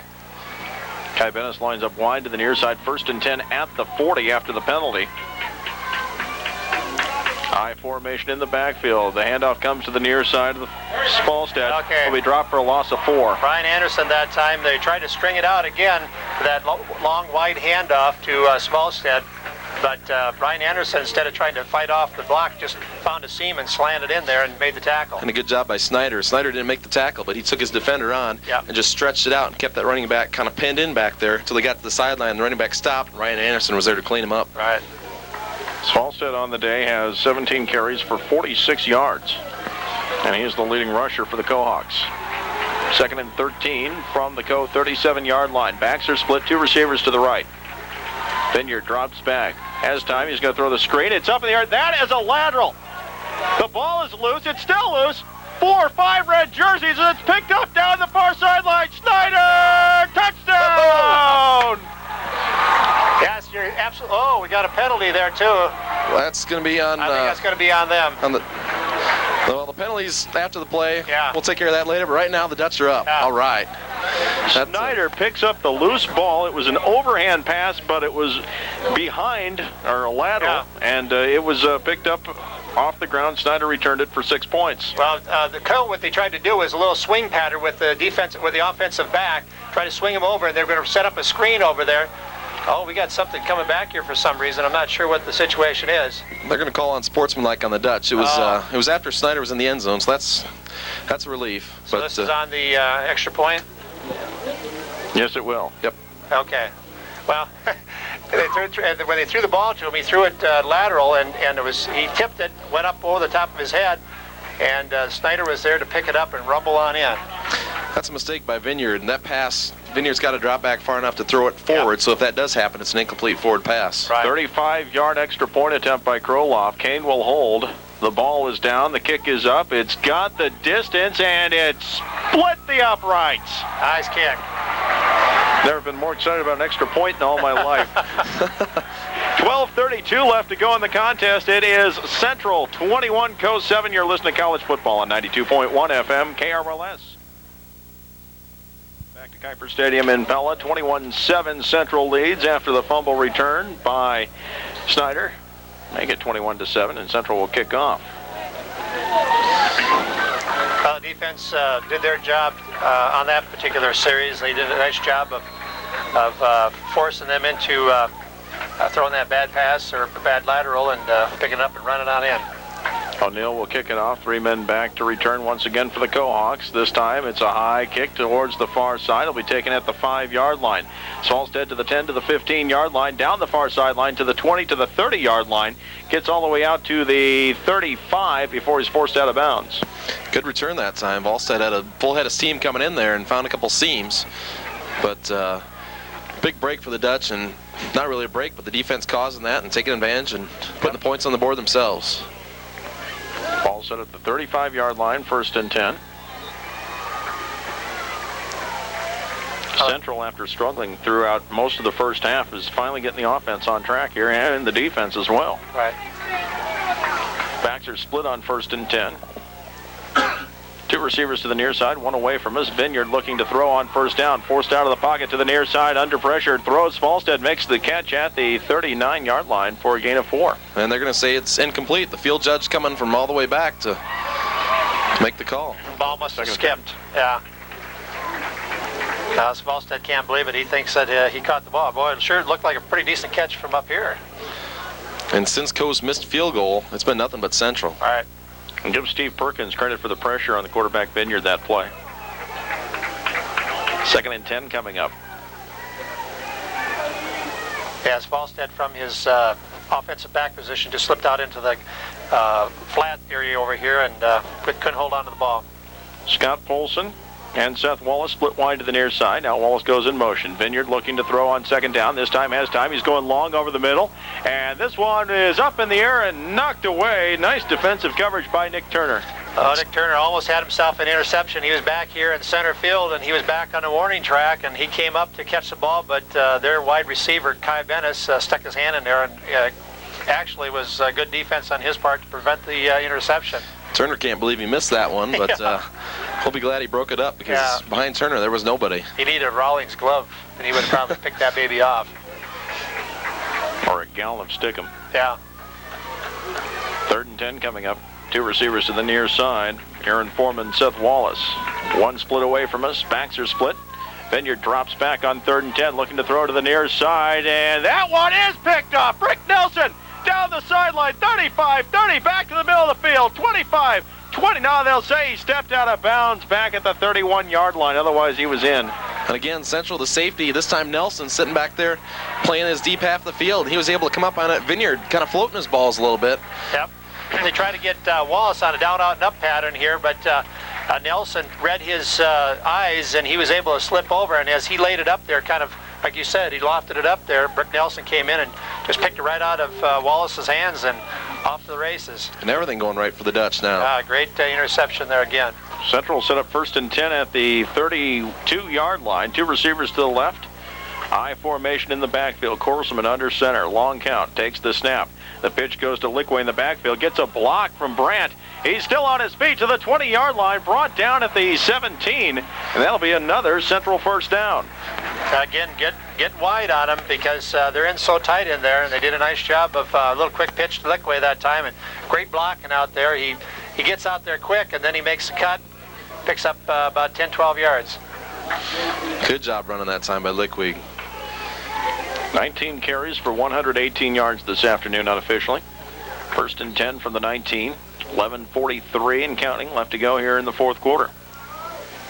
Kane split wide right along with McCullough. High formation in the backfield. Brandt and Lickway. They give us a Lickway up the middle. Still on his feet. He's to the 10, and he's brought down at the 7. He had one last tackler to beat, and he was tripped up.